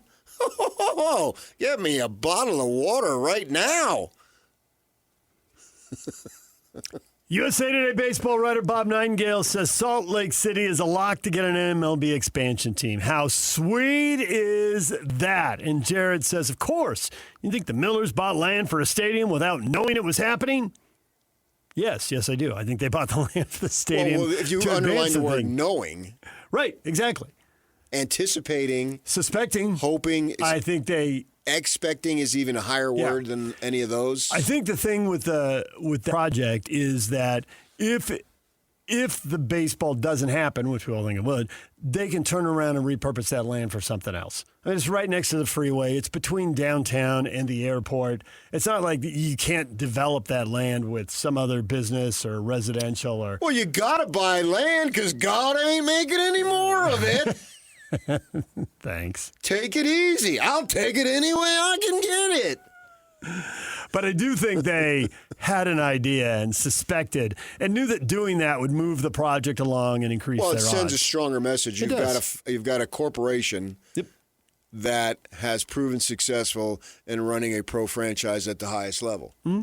Already done it. Been there, done that. And we got the land. And We're not now guessing. you just go over here and you take it. All right, they've got the ownership. A proven track record of only 45 years, and away you go with the land and backers and so forth. Dale Murphy, as Bob Nightengale said, he's a big name there, and so you've got that. And this will transform the town, and it would be a gathering place for 80 nights a year, and then obviously you can have other stuff there.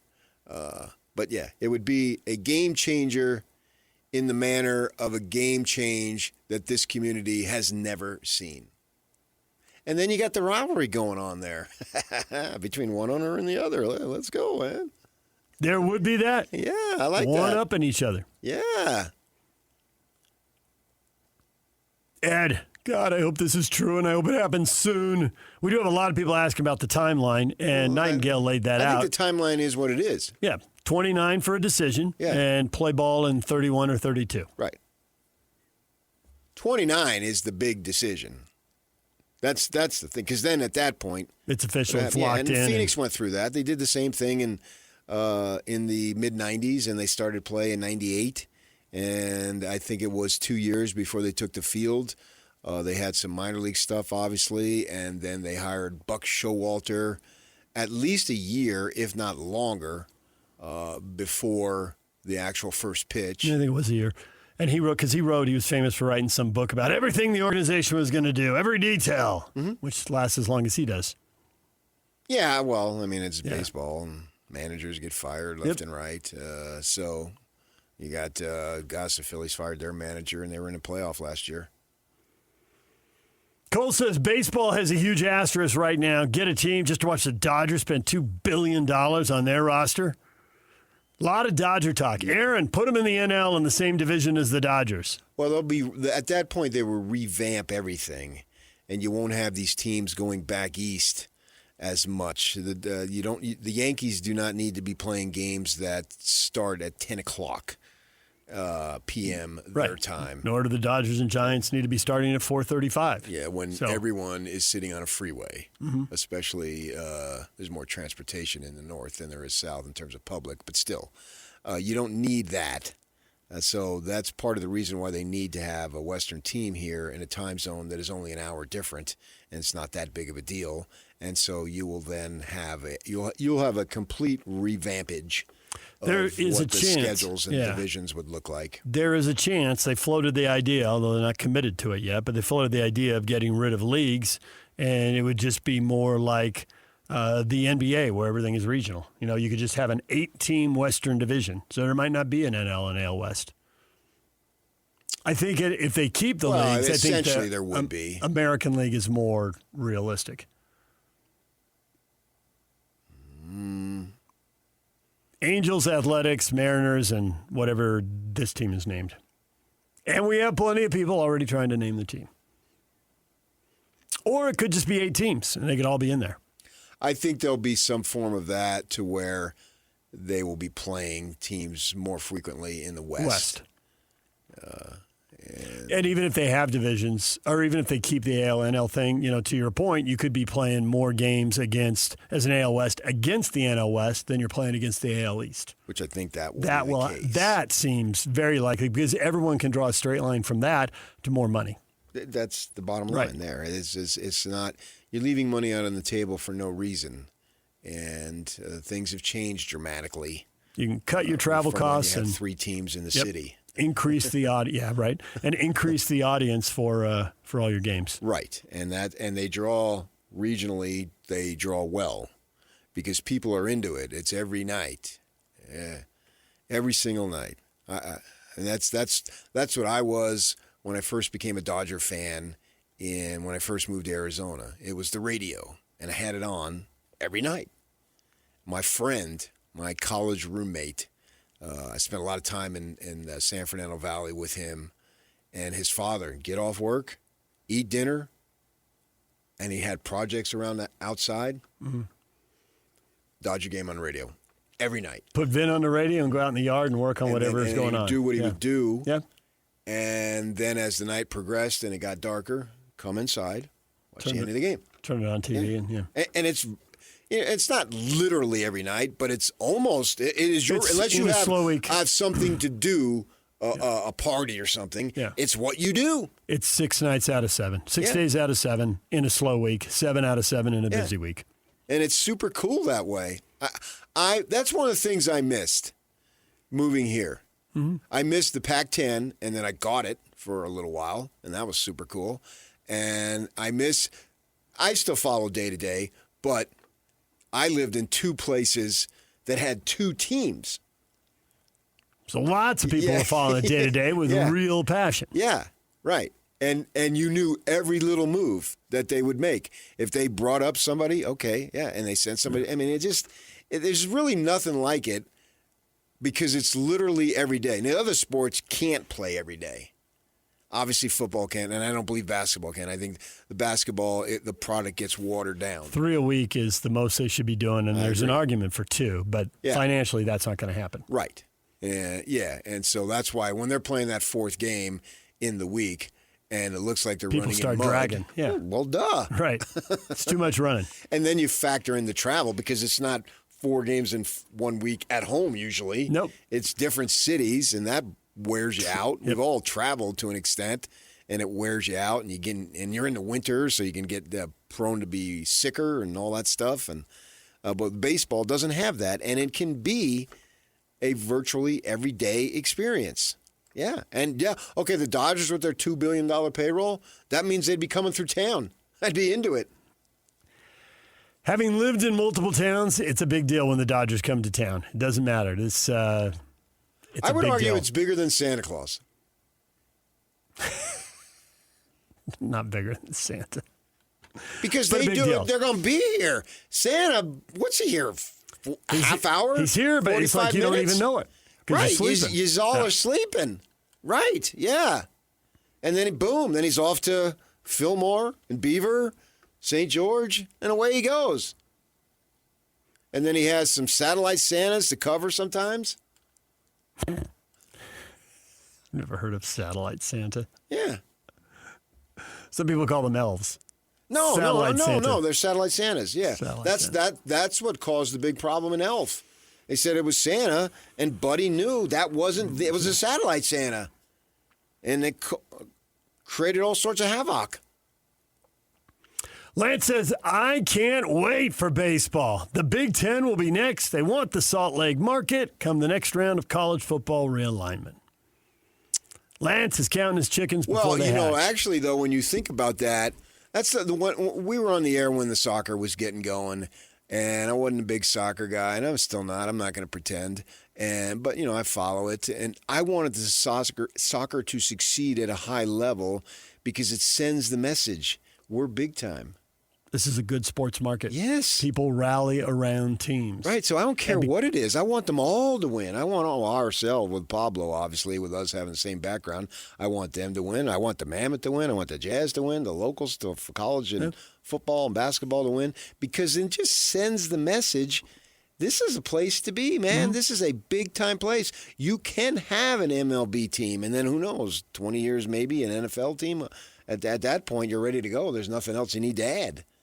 I was rooting for the Talons of the softball. I watched it the last few weeks with them being able to do their thing.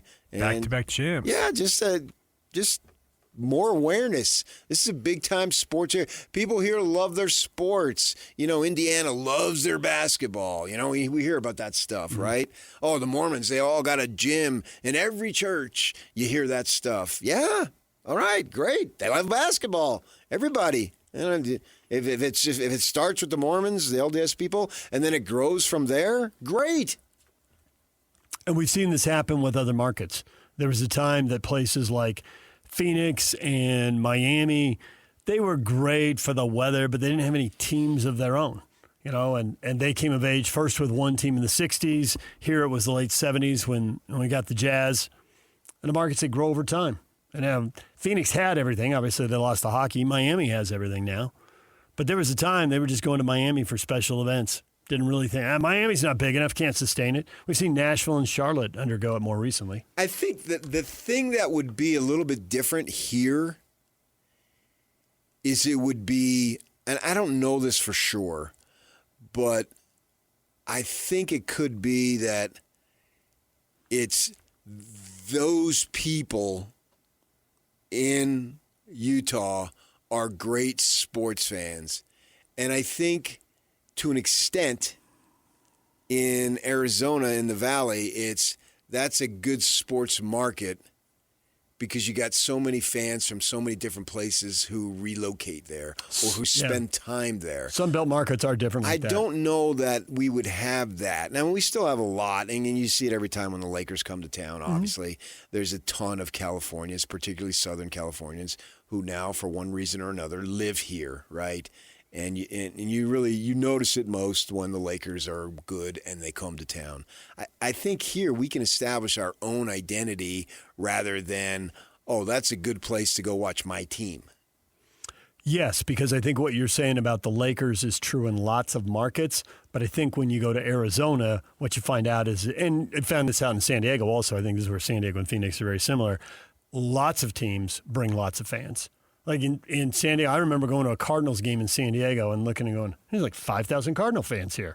But then you go to a game later and it's like, well, there's 5,000 to fill in the blank here. And the Mets and the Cubs and the Dodgers draw 10. It's just stunning how many people. But I think we've seen that a little bit with hockey this Right. year, or this last 2 years. Absolutely. I've texted with people because it's brand new. Inside the organization have been stunned at the number of people who come. And when the other team scores, you see them, you can see their colors in the crowd, right? Because they're wearing a shirt, a sweater, whatever. Yeah. They're wearing logo gear. And then the other team scores and they stand up and cheer and you're like, wow, there's 3,000 people here rooting for the other team. You get that back east. Because the markets are so close together. Yeah. And business and life will take people from New York to Boston or Boston to Philly or whatever. Yeah. That I-95 corridor, people move around. There's like 7 teams. Yeah. Across all sports, from Boston down to D.C. And even if you don't move, your family does. And when your family does, then you go back to it's the gathering spot. What do you do when you go? Hey, let's go to a game. Yeah, I was at the Phillies game last year with the Red Sox, and I knew full well it would be jammed. Because it's the Red Sox. It was probably going to be jammed either way, but it was going to be jammed with more diversity in terms of the partisanship. All right, DJ and PK, it's 97.5, the KSL Sports Zone. Well, let's hope Bob Nightengale is right and that nothing changes between now and 2029. Well, he's like Florence Nightengale. There's no way he's going to be wrong.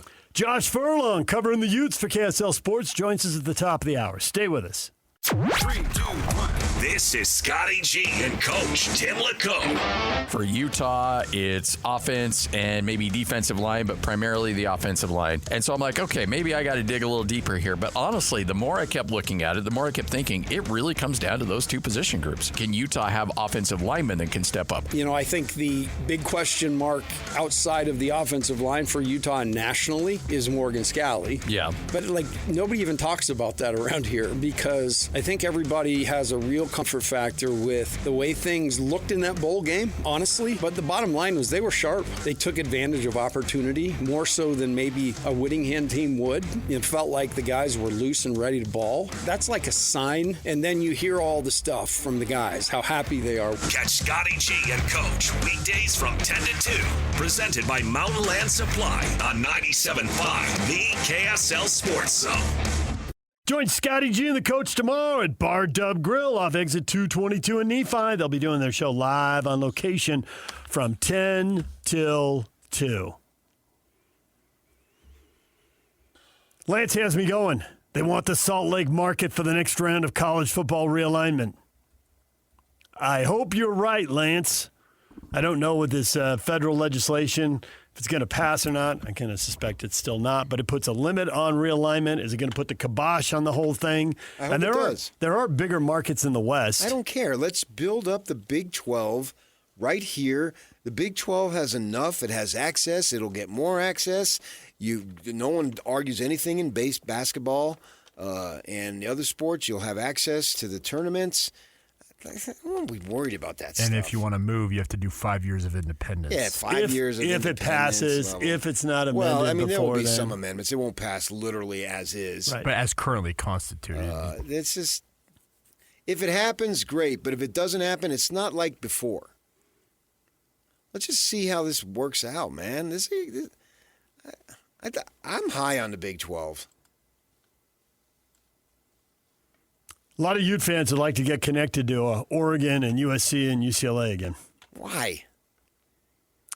Because I think a lot of people here grew up in the West and view those as big-time programs. And when they were in the same league with them, they loved playing them and beating them. And they want to get back to that. But that's only a portion of it. It's not going to also be connected to Rutgers and Maryland and Purdue and blah, blah, blah. It's never going to be what it was. So get over it. And believe me, I'm talking to myself because I got 40 more years of experience in that thing. So, yeah, I would love that. But it's not going to be what it was. That's gone. Idiots blew it up. If you could just get that and have a recreation and call it something else, Big Ten West, great. Well, I think that's what they're thinking is. But it's not. Six or eight teams in the West, their own division. It wouldn't be the same, but it'd still be pretty good. If they get it back. And there's other teams racing to get that same seat at the party. So we'll see how it plays out. But you already have a seat at the party. You do have a good seat at a good party. You're right. The Big 12 is a good league. And We're there going are good into this teams thing in there. this year. Is anybody disappointed you're not in the Pac-12? Yes. In theory, yes. But this season, when the games start, no. That would be great. But is this going to be good? Yes, I think this is going to be good. There's a bunch of great storylines. It has what you need. Texas Tech was completely off our radar, and they've done enough stuff between the money and the quarterback and the gambling and the big poobah off the field, throwing his weight around, even coming on our show, which was awesome. They're a story. I think it's the grand poobah. The grand poobah. Yeah. I think TCU it's a big is Aristotle a story. when you're talking about philosophical things from Shaq. TCU is a story. Yeah, and you got McGuire. Oh, we still view ourselves as underdogs because we lost to Oregon. Shut up. Maybe Kansas and Kansas State will be a thing. Those were two pretty entertaining games at the end of last year for Utah. And BYU's had their own entertaining game with Kansas you can get fired up for, again, after that loss a couple years ago at home. They have yet to beat Kansas, right? So I think there's the opportunity there to build something that hasn't existed and capitalize on stuff with schools like TCU and ASU where there's some history. Well, I don't think you'll ever have what you had there. It would be better the other way. I understand that. But here we are. You have to make the best of whatever situation you're in, and this is a good situation. It's not a leap that you got to force yourself to make the best of the situation. And I don't see that at all. Talking with somebody at Utah at their practice yesterday, and we're talking about the home schedule. I said, yeah, well, there's no history with Houston. But when Houston comes to town this season for the Utes, they're expected to be good. Right? And so from that perspective, that has the potential to be a gigantic game. Right? Absolutely. Now, it could you, be you ton of hype have for that. zero history with Houston. It doesn't matter. You create one, right? And I think that, we used to make a joke on rivalry weekend, the Rumble and the Rockies, because Colorado sucked every year virtually. So there was nothing there. It really wasn't. Whereas if they were really good, like you got the week, I'm really worried about the Utes the week after the BYU game. They have to go to Tucson. And that just sets up as a major problem. It does, and it's late in the season. I believe it's November 14th. It's the second. I don't know the number, but it is the second game out of 4. Right. And I plan to go to that game, and that you're going to have to regroup, and who knows what's going to happen with the BYU game because we never know. And then you got to go down there. Well, they've developed a little bit of a connection with the U of A, right? So you have some of it. You still have the Colorado. If you're going to play them every year, you still have the Arizonas, and you still got BYU. So you got a slice of it. Mm-hmm. And I get it. You'd rather have it all. Right. So would I. Absolutely. Would rather have it all, but we don't. But you still have a good situation, and this is a manageable schedule to get you in the playoff where you might play Oregon. All right. And let's see what you can do. Yeah, or SC, or who knows. Well, yeah. Yeah. Utah and Michigan. Hi, Kyle. What's going on? No, that would be awesome, obviously. Yeah. But to your point, that November, there's a lot of familiarity, and that right now it looks like 3 enormous games in a row. Home to BYU, at Arizona, at TCU. You got history with all 3 of those teams. Obviously, a lot more with BYU, but you got history with Arizona and TCU. And they all have a chance to be somewhere between good, very good, and great this year. Right. If we just had Sonny Dykes paroling the sidelines, pulling up his pants, you'd think it was Gary Patterson. Right? Did you say paroling or patrolling? Paroling the sideline.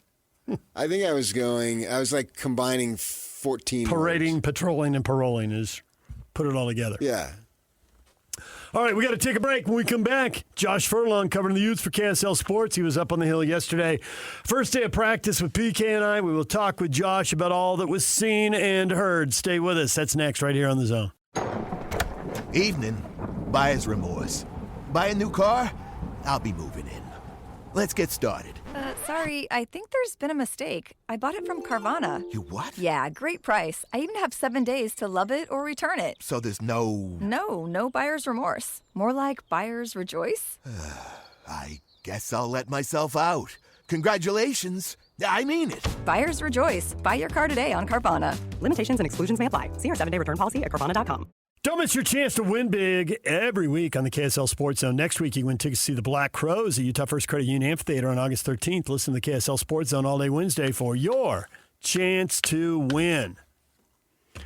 DJ PK, and we're joined by Josh Furlong covering the Utes for KSL Sports. He was up on the hill with PK and I at a cast of thousands as the Utes opened practice yesterday. The first of the, why is it fall camp, Josh? Isn't it summer camp? I mean, it's August. I know.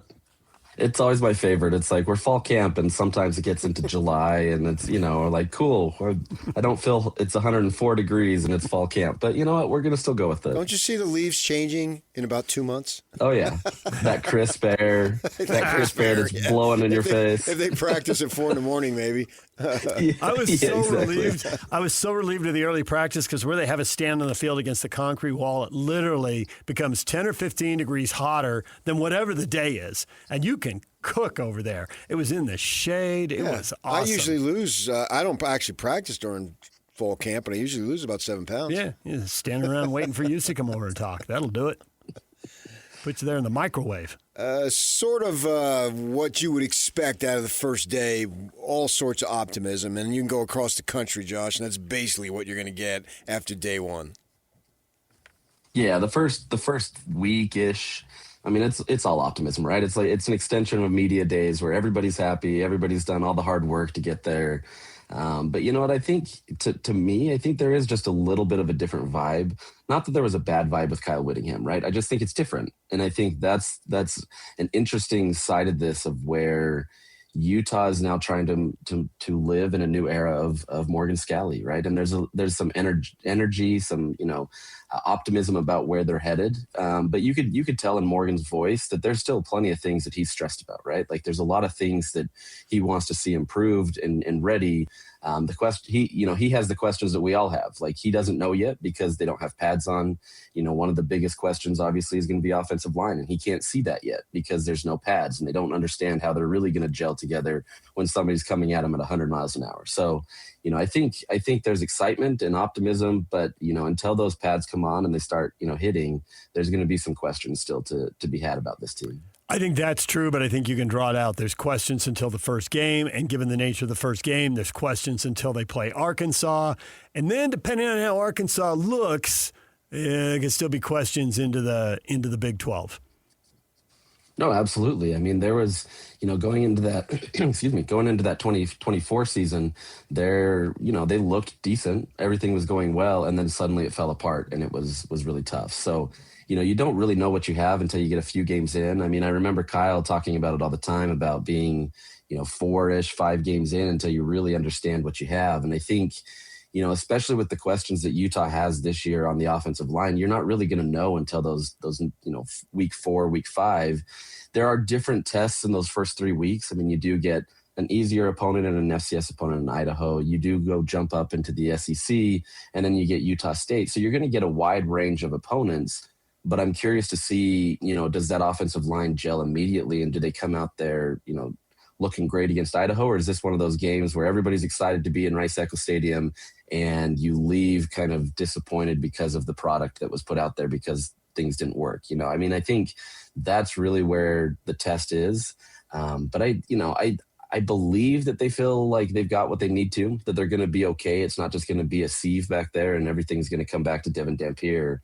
But, I think that's going to be the biggest question, and then trying to see if these wide receivers really live up to the hype that they've built. Last December was a month unlike anything that we've experienced in this town, at least since the 3 decades that I've been here.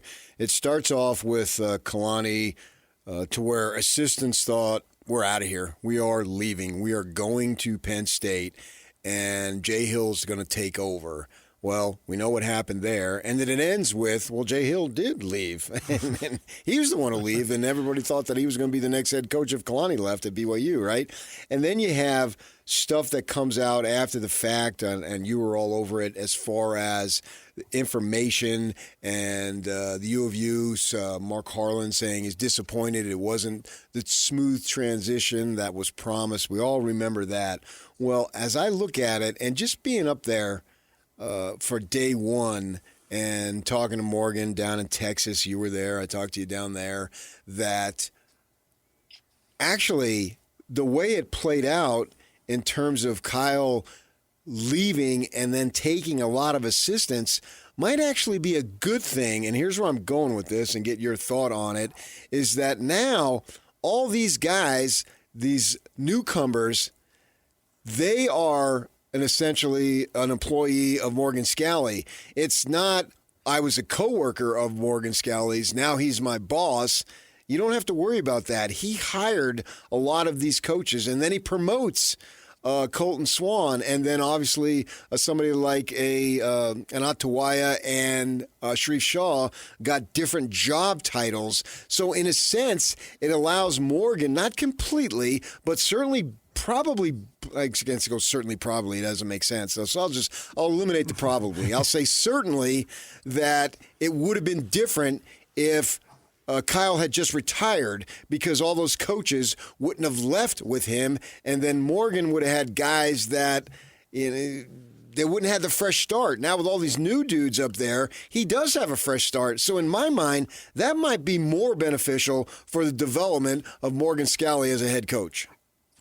And I absolutely agree with that. That's something that I've been saying all along is, after you take a step back and all the frustrations that were had, this is a phenomenal opportunity for Morgan Scalley. One, I truly believe that Kyle would have stepped back and he wouldn't have been influencing Morgan Scalley and what he does, right? Like if he was that advisor or whatever the role was to the athletic director, I truly believe he'd let Morgan be Morgan. But there's always kind of that Nick Saban-esque attitude of like, he's hovering around the program. He's going to look, is he approving of what's going on? And that's always there. I think in this version, Morgan gets to be Morgan, right? He gets to hire his own staff. He doesn't have to leave a bunch of the holdovers. And don't get me wrong, a lot of those coaches he wanted. So it's not like, he didn't want him. But I think this is a great opportunity for him to really kind of get as much of a fresh start as he possibly can.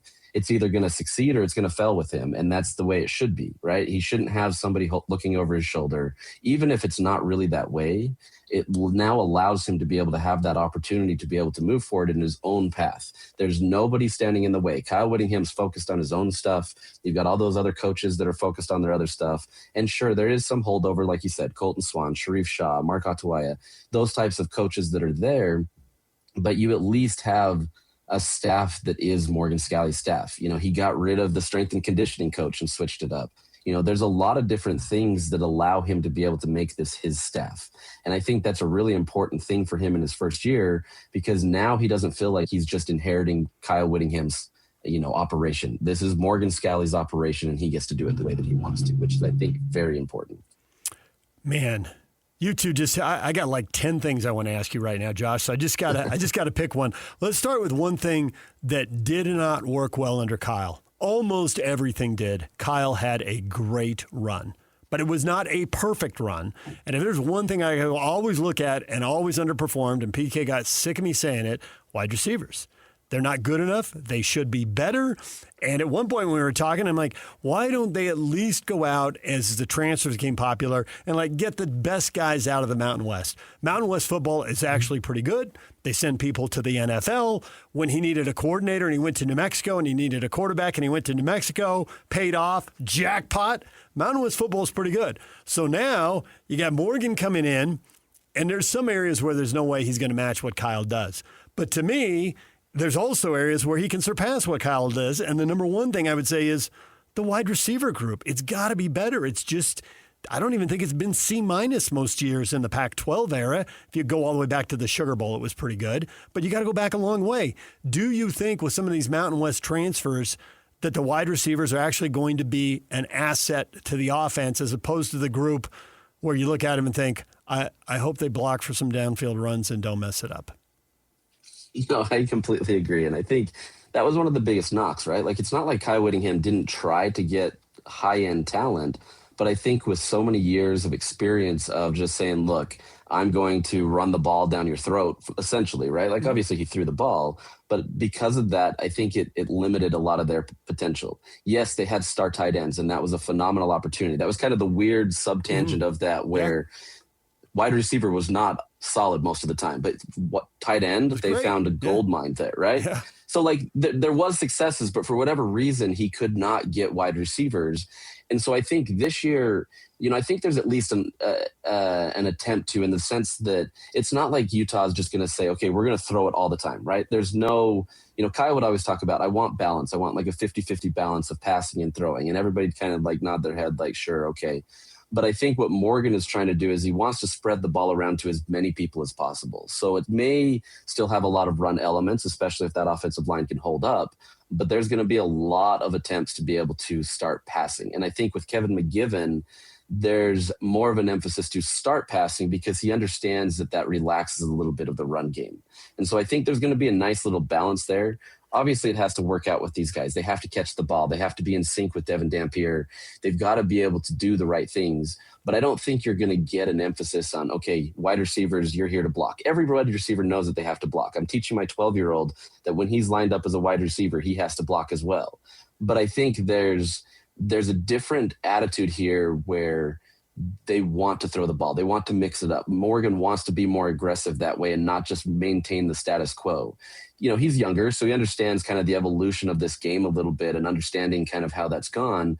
But I think he wants his new wrinkles to it as well, where it's just, we want to spread the ball around and not just create this hot hand. I mean, if the hot hand works, it's great, but not just this one hand where you're just going to dump it off to, Ryan Davis last year. All it is, you're going to get a 5-yard out route or a 5-yard, whatever, dig route, whatever. You're going to get something that is going to be dynamic. It's going to have a lot of variations, and it's going to allow them to be able to spread the field. So once again, proof is in the pudding, right? We got to see it, but I think there's at least going to be much more of an effort there. You're going to see Morgan Scalley trying to push the effort a little bit more to try to spread that ball around and at least make everybody an asset of the game, including the running backs who he wants to make part of that receiving game as well. Tell us about the story that you did. He gave you access. I assume you asked him, and he said yes. And then, or at least somebody asked him. You maybe asked the sports information people, and they relayed it to him. I've read the story. Get inside because you're there sitting in their meetings in his office and whatnot. Just give us a highlight of that. Yeah, honestly, it was a really cool opportunity. I mean, it's such a rare opportunity for many coaches to do it. Obviously, Kyle kept things pretty close to the vest. It's not that Morgan doesn't either, but I think, especially in this first year, it was an opportunity to kind of showcase how he operates, right? And then, like, at the end of the day, many people are going to look at this and it's still an in-house office job, right? You come in there, you go to several meetings, you're doing a lot of stuff. So like that side of it, many people are going to find as boring, but there's a lot of the little nuances how you saw Morgan kind of operate, right? He's very much into wanting to create a culture, and it's not that him just saying it, right? Like he very much so is trying to build that culture within that program and trying to live it and try to hold people accountable to it. But it was cool to kind of see the operation of how he was able to enforce that and trying to get the guys to kind of buy in. And there's a lot of positivity and excitement about that, right? Even in staff meetings, there's a lot of buy-in and excitement towards the directions that Morgan wants. Now, look, it's not like everybody's standing up and clapping after everything Morgan says, right? Like we get that. It's a meeting.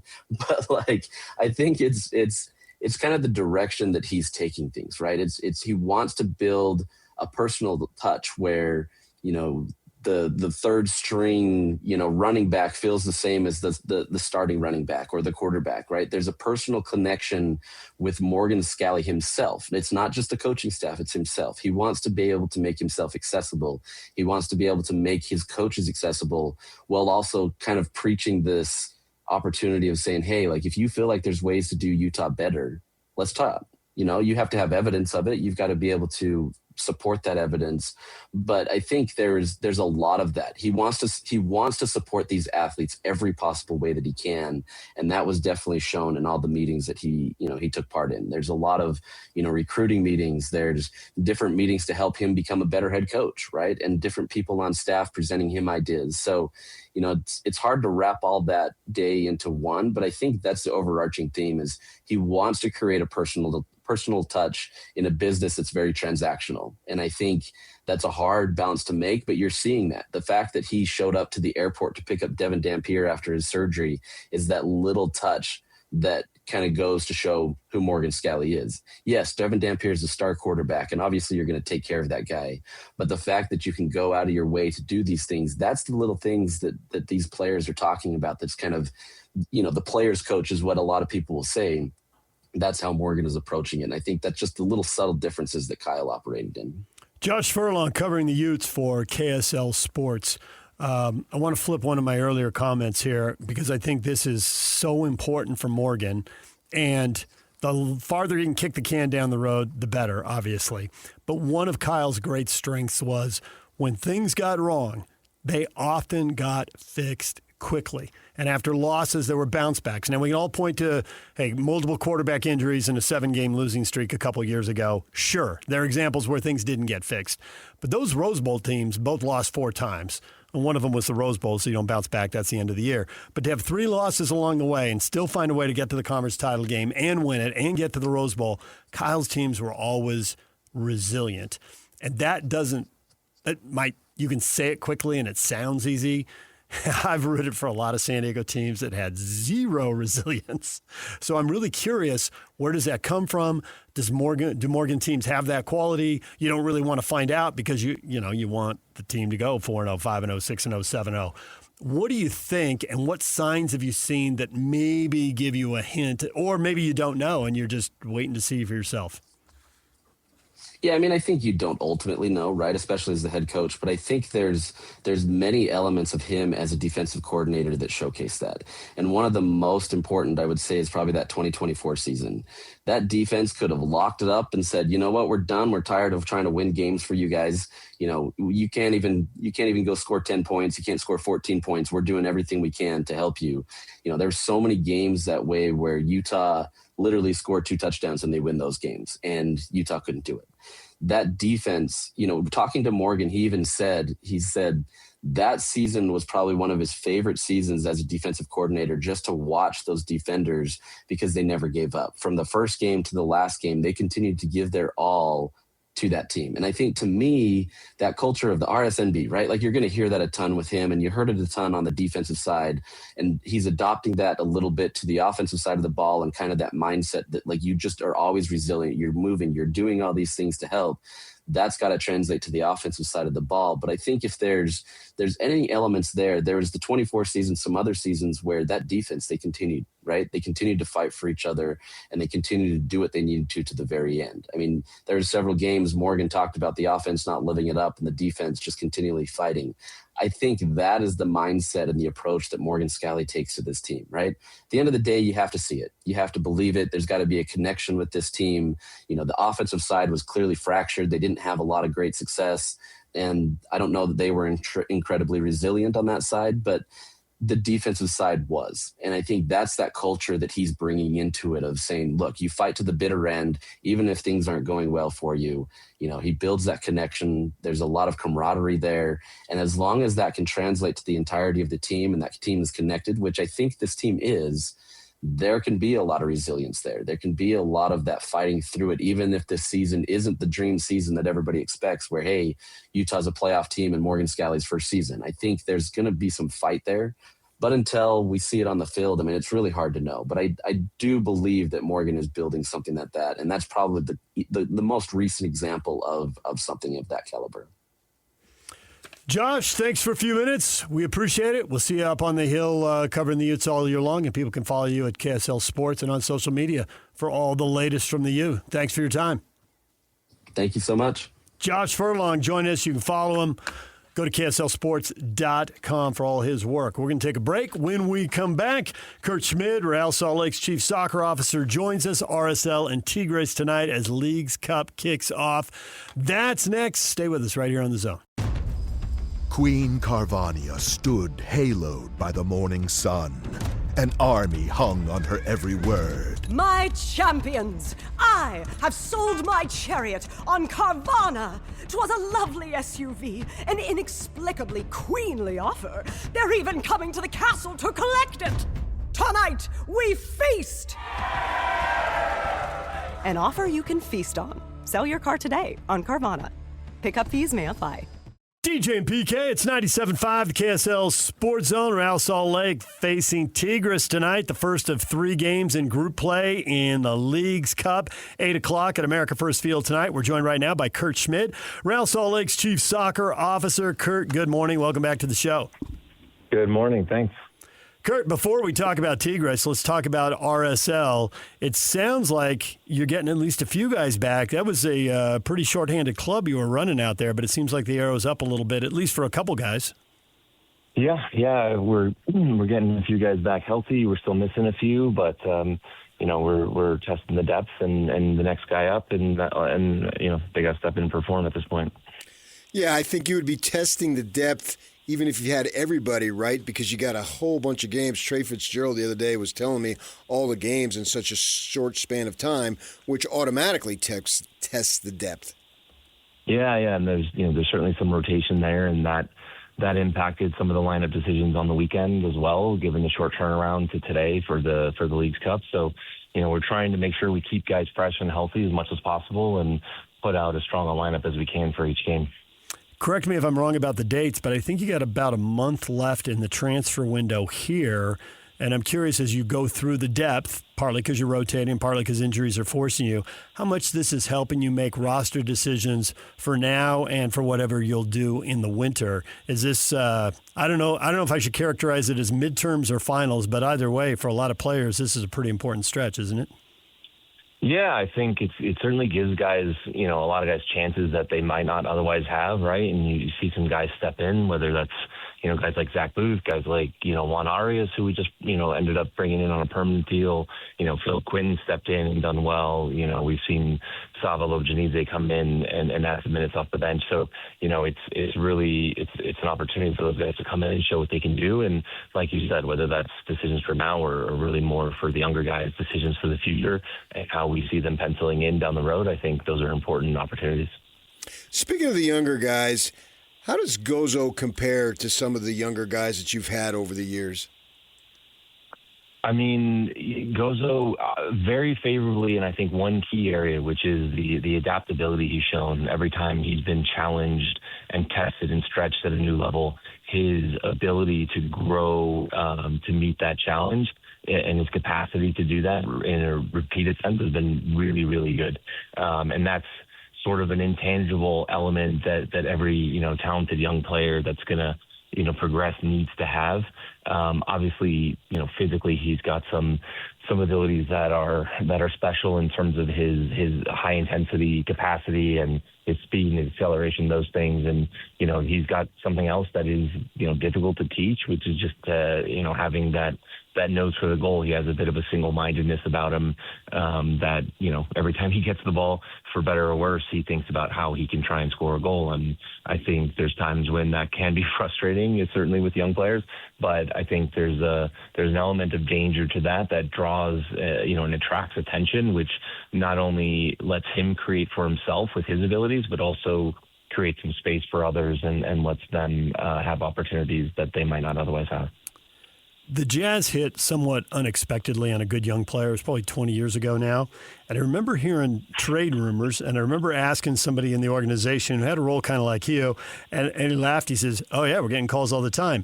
And they're all ridiculous. Everybody's trying to rip me off like I'm stupid. We're not trading that guy for 2 second-round picks. There's nothing serious." And I'm wondering, in the world of soccer, there's so many players and so many clubs. In the NBA, there's 30, so there's time to do the dance because you're really only talking to 29 other clubs. Is there that kind of time in soccer? The offers that come in for these guys, I mean, we hear the speculation about Luna and Gozo and whoever else moving. Do you get real bit, or do you feel like sometimes people are wasting your time trying to rip you off? And yeah, they're talks, but it's ridiculous and they're not serious. I'm wondering how much of that you have to put up with. Yeah, I think it's also a different animal from the standpoint of the ecosystem and the ecosystem in our sport is so huge, and our place in it is so much different than it is in basketball, let's say, right? So I think in basketball you've got a good young player, and there's every reason to believe that you can hold on to that player and he can become a career franchise player. I think in MLS it's obviously a tougher task to do that. I think it's possible, and this club especially has had some players become club legends and stay here for a long time. But I think a lot of really talented, young players, they do have a dream to test themselves, in Europe, in the Champions League or the Premier League or, La Liga or what have you. And so there's always going to be that impetus where, that you are likely going to have to make this decision at some point, and they are going to go. And so really it's a question of timing and like you said, price. And so, yeah, I think there's still a lot of teams that are looking at MLS as a bargain league, and, some prominent transfers recently have contributed to that situation. Alex Freeman being one, Obed Vargas being another, Sebastian Berhalter who just moved to Middlesbrough. I think there's been some contractual situations that have driven sort of lower price points on those guys, and that's maybe driving a false narrative about MLS players. But so it's you get a lot of interest and calls of teams that aren't likely to meet a valuation or our evaluation of him. But those don't last long. But there's enough serious interest, in him as well that there can be some serious conversations about what that value is and when it's likely to be met. A lot of times, even in college level now, certainly at the pro level, when you ask about a team, and they'll tell you that it's down the schedule, we're just focused on, whatever, like in college football now. we want to ask about BYU plays Notre Dame, but they'll tell you, they're focused on Utah Tech. Okay, you're going to kill Utah Tech, but nevertheless, that's the standard pat answer that you get. How did you guys handle the scouting with the team in this situation with the game you have now versus the other stuff? Because it seemed like it would be, if you didn't get a head start on it, it'd be a quick turnaround to try to get as much information as you could, basically. Less than 72 hours later, getting back out on the field? Yeah, I mean, that's a great question. And I think from a mental standpoint, we keep the players focused on the next match. And I think, especially in this situation, given their two different competitions, I think the focus of the players was certainly on the league match on Saturday, and now it shifts afterwards to Tuesday, to today. But the staff has a really good division of labor where they sort of, they sort of alternate and step past each other. And while one guy's preparing for the next game, the other one already starts on the game after that, and then they sort of rotate. And so I think from a coaching staff and a staff preparation standpoint, there's a really good rotation in division of labor that makes sure we get all the work done, even on short turnarounds. But, Pablo's job and our job is obviously to keep the players focused on performing in the next game to their highest level and not to look past them and be focused on another one. And I think that's been successful so far. Historically, Tigres is awesome, and they have a massive fan base. They've won lots of league championships. They were in a Club World Cup final a few years ago, which was a big deal because nobody from this part of the world gets to do that, and they pulled it off. But this season is going poorly for them. They've lost 2 of their first 3. They've only got 1 point. They've given up 8 goals in 3 games. That's a large number right there.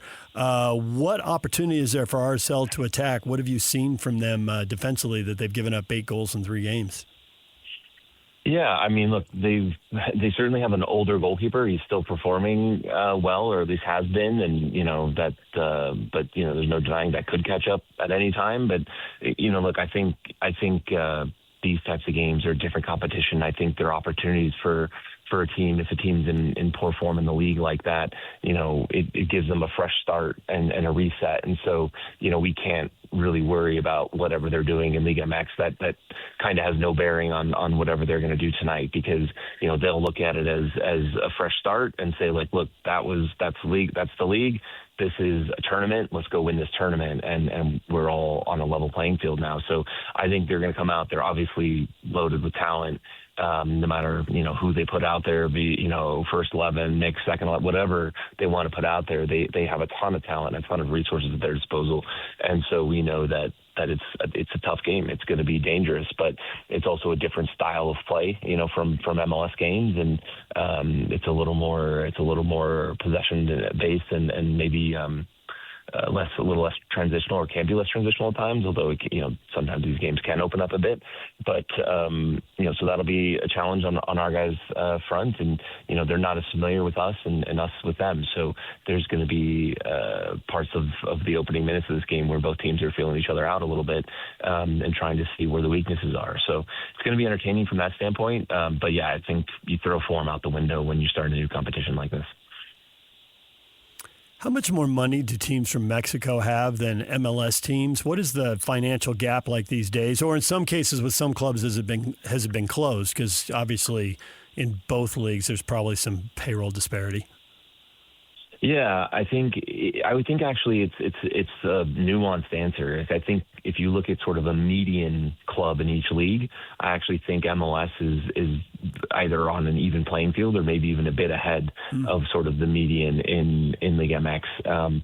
But when you look at the top end of League MX and the giants in that league and the historical big money clubs and powerhouses, they are spending on a different level than the vast majority of our leagues. I think there is a lot made of the spending disparity within MLS, and obviously, there are moments when clubs like Miami, or in the past it's been LA, have really outstripped the rest of the league. But for the most part, in relation to other leagues in the world, our league from top to bottom has a pretty tight spread, whereas most other leagues have a pretty big disparity from top to bottom. And so I think League MX is similar in that respect, where, I think, and you've seen this in League Cup in the past, is when, outside of those top clubs, I think MLS has been very competitive and come out ahead a lot against some of the mid and lower tier League MX clubs, but the top end is still really difficult to compete with. They stockpile a ton of talent. They can essentially field a team of 11 DPs, and obviously we're limited in what we can do there. And,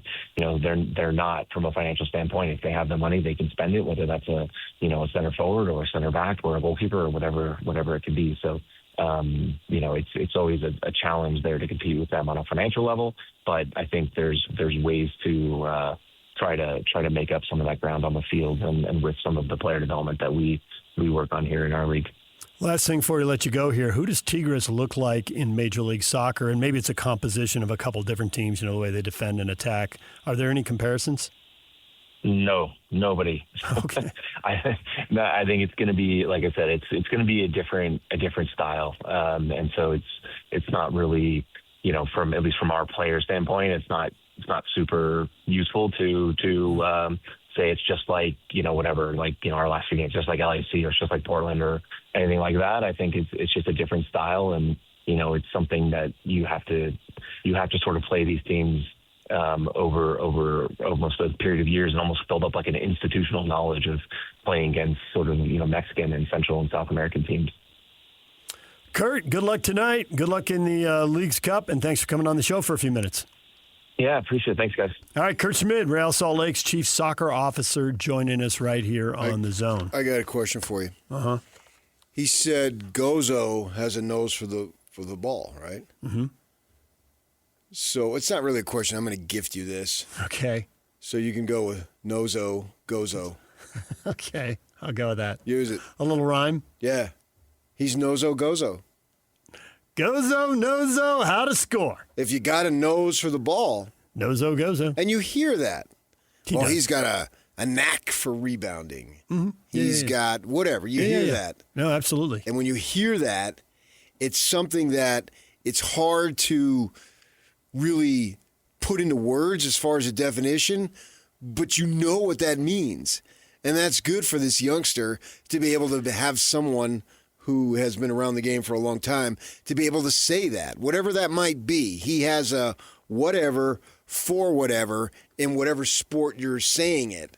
It's usually a high compliment. Yes, and it is a compliment, and he definitely has it. He's scored a couple goals this year that you always talk about this, and it's so true. It's what MLS is really trying to capitalize on.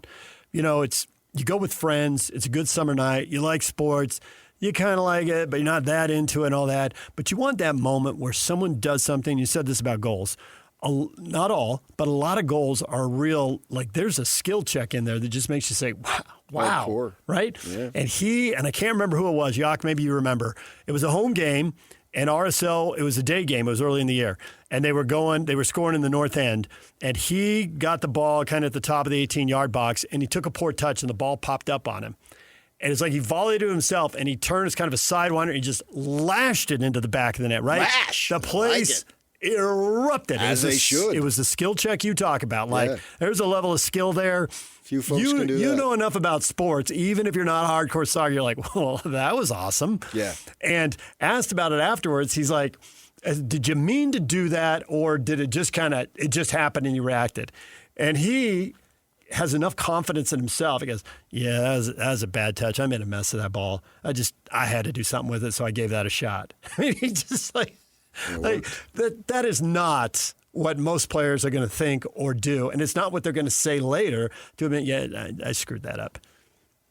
But then, no problem.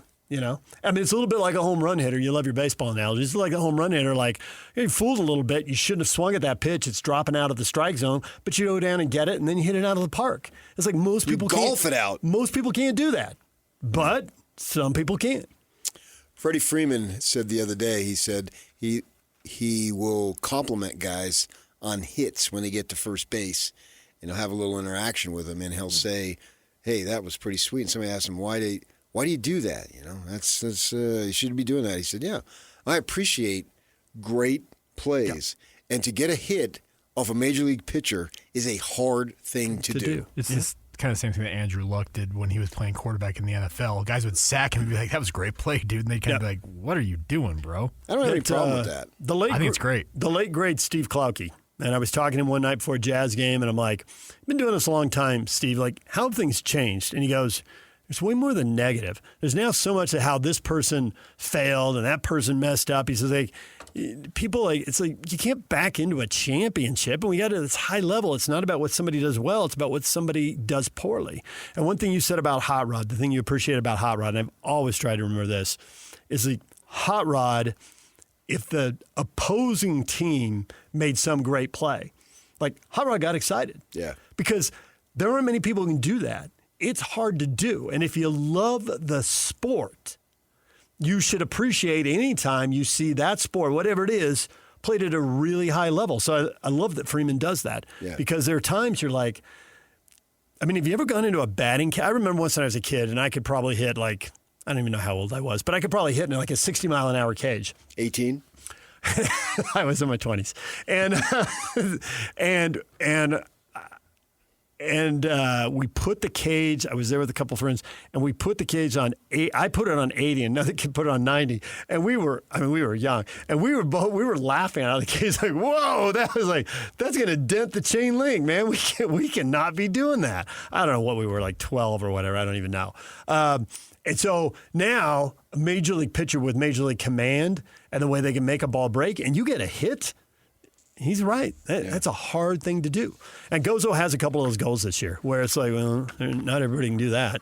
So, but I just don't know how serious the offers are. I mean, they really value him. But at some point, what Kurt was alluding to here is if a player really wants to go, well, then they just don't sign their next contract. And when it's up, they can go and you get nothing for them. So at some point, even if you think they're worth $5 million, you might have to take 2. Or if you think they're worth 10, you might have to take 6 because you're running out of time on their contract. And Gozo definitely wants to go. I mean, he wants to test himself. So it's going to happen at some point. The question is when. DJ and PK, it's 97.5, the KSL Sports Zone. More in a moment. Bob Nightengale's got baseball fans fired up. We got more college football on the way. Stay with us. DJ and PK, it's 97.5, the KSL Sports Zone. Just had on Josh Furlong. You want to hear about the Utes? We had a long conversation with him. And tonight, RSL is playing Tigres, League's Cup opener. We just talked with Kurt Schmid. Both those interviews will be posted, KSLSports.com, the KSL Sports app. You can get them wherever you get your podcasts. You go to YouTube, wherever, and check those out. Also, earlier this morning, we were talking baseball. And PK, the overwhelming, I was surprised at how many comments this got. It goes back to the, I don't know why I'm a political science major in college doing sports talk, but there's this thing you get taught early on in political science classes, all politics is local. So is sports. I mean, the amount of passion for hockey in this town, now that we have a team and we have a dog in the hunt, it's skyrocketed. And baseball, it's going to be the same thing, and I think to an even larger extent. Even more. Hockey happens at a time of year the calendar's congested. There's a lot going on. Whereas baseball is going to have a lot of nights where it's the only game. I mean, it overlaps a little bit with soccer, although that schedule's changing. Obviously, it overlaps with the playoffs for hockey and basketball. But there's going to be a lot of nights. We get baseball. It's going to be the only thing going on. USA Today baseball writer Bob Nightengale says Salt Lake City is a lock to get an MLB expansion team. How sweet is that? And I was surprised at the outpouring. Looks like almost 40 comments. People are fired up for something that is still, according to Bob, 5 or 6 years away. Yeah, I always thought that this was an underdeveloped baseball market, an underappreciated baseball market, that there would be a lot of baseball fans here who would be excited. And then people just want to go, and they're looking for entertainment. Mm-hmm. They're looking for something to do. You know, in the summer, we sit out on our porch or we stand on the curb and we yak with the neighbors, right? And that's fun to do in the summer because you can't do it for most of the season or the year, I mean. And in the summer, you can. And so that gives the casual. I think the baseball might have the most casual fans that there are because you can go, and I always like to look when I'm watching a game, the people that you can see, who's paying attention and who's talking. Yeah. You know? I do know. Now, in the playoff, that's a different story. Everybody's every pitch, blah, blah, blah. But in regular season, but some rando game in June. Yeah. And they're chatting. You're having an evening. And you can't go to a movie and do that. You got to be quiet. Baseball, you can. And then you got the hardcore. So they have a lot of folks there that can get for cover from both sides. Right. The casual and just to be outside. And the view here is going to be spectacular. Every freaking stadium, every football stadium, we don't have a big baseball stadium yet, or obviously but the colleges have it. Yeah, oh yeah, right. And the Bees, right. They've all have great views, spectacular. Yeah. And in pro baseball, you have to face east, at least the easterly direction. Yeah. So you're going to get the mountains, right? And for some of that, you're going to get snow-capped mountains. And there's nobody else that has that. There's literally no one else who has that because Colorado's the other way. So you're in 30 minutes early, and batting practice is over, and they're dragging the infield, and you can just gawk at the mountains. And the views are going to be spectacular. Yes. I went to a baseball game for Utah at their new stadium this year. Spectacular. I was curious about that because the trees, because Sunnyside Park is right there, and I was wondering if the trees blocked the view or not. But did you look straight to Mount Olympus? Yeah. Awesome. Yeah. Awesome. BYU baseball is very disciplined about this. They almost never send out, in social media, they'll put a photo announce a game or a final score or whatever. They almost never put anything out that just doesn't have an awesome view. Oh, yeah. I mean, you could just turn around and, have a play at first base or something, but they don't mess with that. A lot of the schools had their, they've had it remodeled in the Canyons District and other places. And so at Brighton, the school looks nothing like it used to. Right. Because of the space, I guess, they flipped the softball and the baseball fields because softball needs fewer acreage, right? Mm-hmm. And the baseball field now faces completely east. Oh, really? Oh, because it used to face west. Nope. Yeah. So now they've got the view. You will have snow cap. Absolutely. During their season. Yeah. Unbelievable. Yeah. So this is going to be a community changer of the highest level, I really believe. And we won't have an off-season to sports. That also, it will be yeah. non-stop. And I got to say, depending on where you live, it's a little shocking.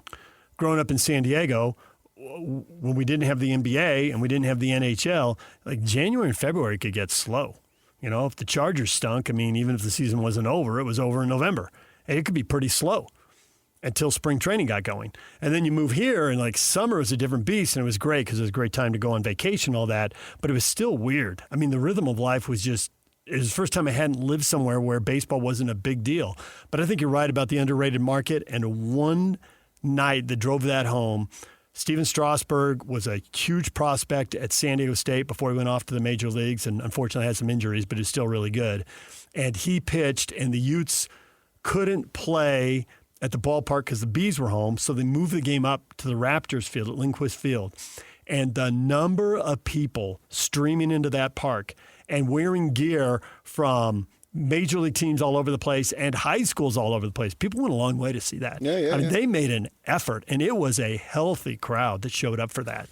And just shows you a sign of, things to come. According to Bob Nightengale, 2031 or 2032 for the start of play, 2029 for the clubs to officially be awarded. All right, DJ and PK, it's 97.5, the KSL Sports Zone. More football in a minute. Stay with us. Queen Carvania stood haloed by the morning sun. An army hung on her every word. My champions, I have sold my chariot on Carvana. 'Twas a lovely SUV, an inexplicably queenly offer. They're even coming to the castle to collect it. Tonight, we feast! An offer you can feast on. Sell your car today on Carvana. Pickup fees may apply. Join Scotty G and the coach tomorrow at Bar Dub Grill off exit 222 in Nephi. They'll be doing their show live on location from 10 a.m. to 2 p.m. It's college football time. I know Scotty G's got to show up at Utah State because they're doing a media day there, kind of like BYU did when they're an independent because Pac-12's not doing. Tim Lacombe has one too. Yes, you're right. They will be there together. Because the Pac-12 doesn't have a conference media day, at least not this year. So Utah State's doing their own individual thing this week. And I saw what you put out there before you leave the Utah State. Bronco doesn't do motivational stuff. Oh, so he won't put it on the old bulletin board. Not going to do it. Doesn't care they're picked 7th in an 8-team league by somebody who may or may not know what they're talking about. He's always voiced his objection to that. Oh, okay. It's not his style. The style works. Yeah. But go ahead. Stick to your you got to be who you are. pattern and be who you are, right? And that's his pattern. Yeah. He doesn't want to spend a lot of time on that stuff. But go ahead. Doesn't want to spend a lot of energy on that stuff. Continue. The Denver Gazette. It was the Denver Gazette that did a poll. Boise State won. They got almost all the first place I think votes. it's just an internet thing.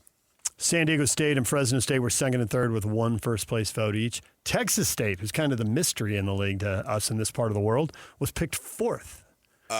Kid name, I think it's Brad Jackson, is their quarterback. And I was just funny you say that. I just reading stuff as we do. Yep. Read a piece on him yesterday. Yesterday. Is he a transfer? Because I was just reading something. He was there last year. Oh, okay. I was reading something before I went on vacation, so now I'm a little fuzzy on the details. But they were talking about up in their NIL game and up in their presence in the portal and their fan base really excited about the move to this league. No question. And that even though they don't have the history and the tradition, all that, it's Texas and there's a lot of athletes. And so they were talking about how hey, let's bring guys home who didn't want to come here when they were freshmen, but now they're juniors and our place in the universe has changed. You can totally hear their pitch. Yes. Wazoo was 5, Colorado State 6, Utah State 7, and Oregon State 8. Oregon State really gutted by all the changes in the world of college football. Wazoo weathered them a little better than Oregon State did. So kind of starting over there for Oregon State. And I want to see them do well, or at least be competitive because they got undercut big time. So Scott and Tim will be in Logan for the Aggie Media Day. You and I are going to BYU tomorrow. Yak, I assume you'll be there as well, along with a cast of thousands, for the first day of practice for the Cougars. The Utes had their first day yesterday. We had Josh Furlong on earlier in the show. You can listen to that wherever you get your podcast. Go to KSLSports.com or the KSL Sports app. Two good places to find it right away. We touched on a lot of stuff there, and your point to him right out of the gate was well taken. We've done this a lot, and there's always a lot of positivity, and everybody's undefeated. Yeah, it's an extension of Media Day. Couple things that give you the most confidence and a couple of things that you think should be most worrisome for Ute fans. Anything jump out at you in either direction, given that there's a lot of unknowns? For me, one of the things is a defensive line. We were talking with Josh. The wide receivers are the thing that clearly can be upgraded in this new era with the new coach. There's a lot of room for improvement there, whether they pull it off or not. There's room for improvement. And then to me, one of the areas that has been brilliant, and I just think it would be hard to sustain because it's been so off the charts good, but if they can sustain it, it's really important, is the D-line. I mean, Kyle would always talk about, hey, you want to have 4 good defensive linemen. And Kyle's like, no, you got to have 6 because you need 3 defensive tackles for the 2 spots, and you need 3 pass rushers for the 2 outside spots. And there'd be years they'd have 7 and 8 guys who could fill those spots. And it's crazy how they've sustained it. And I wonder if it can be sustained going forward. Now, Luther Ellis is one of the guys who stayed on the staff, right? So they've got some continuity there. Maybe they can sustain it. It was usually a massive advantage for the Utes. I think they've got some players there. I mean, Holtzclaw, Carson Kafusi. These guys, Kafusi's a younger guy, got some experience. Kid out of corner, Cash Dillon. So they got some dudes there. It's just a question of maybe they're not as proven as they have been as a collective unit because you're losing a John Henry Daly. Right. And they've had guys, the year before, this time last year, you were losing Tanavasa in the middle, those types of things. So I'm going to go along the lines of that. I expect these players to be able to be good until I see otherwise because the position collectively has earned that right, and unless I see something different there. But yeah, I think there's questions throughout the entire team. And the one thing, I don't know that I would say worry, but one I want to keep an eye on is just there's so much brand new. And how does that work when there's so much brand new? Because for years there was hardly anything that was new. And so with this new offensive coaching staff and so forth, they're all saying and believing in the right things right now. But there is going to come a time this season where there's going to be at least some form of minimal struggle. How do you react in that? So Morgan Scalley has never had to make a decision that affects the team. He's made millions of decisions that affect an important side of the ball.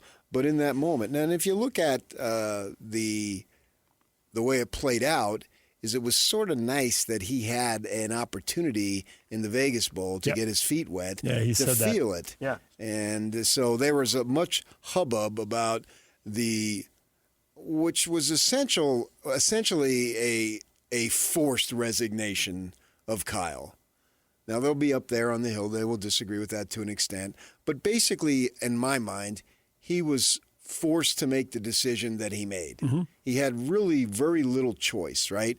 And then with the Michigan thing, and we know Mark Harlan said he was disappointed and all that. But that actually, when it happened, I think is going to help the team because it gave. Now, Morgan was the offensive guys. They knew they were leaving, but they still stayed through that game because it was only a few days later. It wasn't like he took the job that traditionally is that week after the season, you know what I mean? And then he got 3 or 4 weeks before the bowl game. Here it was literally only 3 or 4 days. I mean, they literally, boom, the next day they go to Vegas. And so they could wait a few days and they give him an opportunity to see what he can, just to get a better feel for that. So just the newness of it. Now, I don't think it's not worrisome, but it's something I want to watch to see how it plays out as far as that goes. And then I think they lost. You're going to lose talent every year because they run out of eligibility, at least I think. I don't know with the NCAA. Maybe they'll just have a merry-go-round of eligibility forever. Yeah. And then you'll lose guys to the NFL, and then you'll lose guys to the transfer portal. But normally, not necessarily. Like I got Dillingham. I asked him about, hey, you lost a quarterback and a running back for money, right? That's an issue to me. I mean, potentially a good quarterback, 1,000-yard rusher. It wasn't even first team. The first team guy got hurt. And so he steps in, Brown, and now he's down there in Austin, right? Yeah. Is this a concern? Well, he shot back at me. We've only lost 4 guys out of our 2 deep in the last 3 years. Get a little defensive. Mm-hmm. Okay. So the point is, you normally don't lose a lot of high-profile guys, but this year they did because of the situation. And so all that stuff gives me a level of concern. At defense, you lose Smith-Soden at the back end, right? And we already talked about John Henry front. Daly, who was a third of their sacks. And then you got year. Buchanan over here, who looked like, okay, he's going to be the next guy in the line of hybrid tight end receiver types, right? And then and you lost the Moa kid, who's supposed to be a 5-star recruit and all that, and he was on campus. Mark Harlan couldn't believe it. Mark, I'm right there with you. He was on campus, and he went to class, and then he transfers. I'm arm in arm with you, Mark, but that's the world we live in. This is, I know. It is mind-blowing, but welcome to today. I don't think Mark was complaining about the individual. He's just complaining about the universe has system. changed very quickly. Yeah, that's the way it goes, and you never know who's in, who's out, and any time, basically. So all that stuff leads me to wonder, how is it going to be? I don't think it's going to be bad, because I got them right there. I think they should be picked third, and that's a fair assessment. And the way I do preseason stuff is, what do they deserve to be picked? Not how they're going to finish. It's 2 different things. When I make a preseason prediction, then at the end you were wrong. Well, yeah, duh. But it's it's 2 different things. What do they deserve to be picked? The whole thing, you're picked first. You're picked 6th. It sounds totally different. Yeah, but when it works out at the end of the year, there might only be 1 or 2 games between 1st and 6th place. This is a league that had a 4-way tie for first 2 years ago. So it sounds like there's this huge difference, and yet I just don't believe that. There rarely is. It's really fine margins. Right. And I'm with you. There's a lot of unknowns. And to me, the biggest unknown is, how are they going to handle hard times and hard losses, and how are they going to be able to bounce back from that? And that, to me, is huge, and it can't be known until it has to be done. I thought that was a good point by Josh Furlong. Well, he kind of had to do it as a defensive coordinator when the offense was gutted by injuries and just couldn't produce, and they were running out different quarterbacks every couple of weeks. So that is a good indication there. And then the other thing is, everything seems to be happening faster. Everything seems sped up. The judgments are faster. We just saw UCLA fire a coach who was a reach as a hire. I mean, it's nothing against that particular person. I don't know that they should, I'm pretty sure they should have never put someone in who hadn't been a coordinator yet. That seems crazy. And then they blew it up so quickly. That's just one example. There are others. But our history sitting here watching coaches who we get to watch up close, many, not all, but many of whom we knew before they got the job. And you could kind of anticipate, I think this is a good hire, and here's the reasons why. And I think that's what we think with Morgan. This is probably a good hire, and here's the reasons why, but you never know for sure. But because there's so many snap judgments made, and watching the history of these local guys here, that's a bad idea. Jay Hill's first year at Weber State was terrible. Now, by the time you get 3-4 years in, Jay's cooking. He's flying. He's on fire. It's awesome. But, man, that was a rough start. Gary Croton had a great first year, but then years 2, 3, and 4 were hard. They were brutal. It was a tough first year, but Bronco really took off the second year. Kyle had 2 years and a month that were tough, but by the third year, he was rolling, and the fourth year was literally perfect. Literally perfect. And for Kalani, for multiple reasons, and there was a lot going on, but it was 4 years of mediocrity. One of them was horrible. But that by year 5, he had it figured out. And it's been a really good 6-year run. His only real problem now is quarterback injuries. That seems to be the only thing that stumps them. 4 of these last 6 years have been double-digit win seasons. The 2 that weren't, quarterback injuries. So, but again, it shows that for all the success Kalani and Kyle and Bronco had, you just can't judge them right away. Whether it's not a first-year head coach. Yeah, year 2, year 3, year 5, you see results for different reasons at different times. And how patient can you afford to be in this era of college football? And I bring that up because you and I were both at Utah basketball when it was on top of the world, or standing only underneath Kentucky basketball, literally the only team that could knock them out in the NCAA tournament 3 years in a row. And then quick decisions, and it goes wrong, and it's 20 years of trying to get it back on track. So you got to have some patience. You don't dare have too much. And history suggests to me we're going to need a little bit here before we judge Morgan. I think he's earned the right to have this job. That's the most important thing. Agreed. It's not a reach whatsoever. No. And the coach in waiting, it was messy, and it often is, but that doesn't mean that there's not positives within that coach in waiting system. For instance, Kyle was very vocal about how Morgan had the opportunity to interview for the Jason Beck job. Mm-hmm. So he had experience on that. So he was bringing him along. So I think there are positives, and we knew that he was going to be the head coach. He had that little blip there where the thing with the receivers guy was discovered years later, and they took it away, but then he got it back. And so with that in mind, he's been able to train for this as much as possible as a first-year head coach. At the same time, I can recall Bronco, who's a little more open than Kyle in terms of admitting weaknesses. You can ask Bronco, and I remember him asking him, he said, I had no clue what I was doing. I thought I did. And it's like with Kyle, we just had Josh Furlong go listen to that interview saying, Kyle, and I know he says he was right, Josh is right when he says this, that Kyle talks about you have to wait basically until you get into October till you know what you have as a team. And I think it's the same thing with a head coach. I think you got to wait 2 or 3 seasons, as you say, to see what you have. I do think they're set up with a returning quarterback to be competitive this year. That's the most important thing. This year is the most important thing.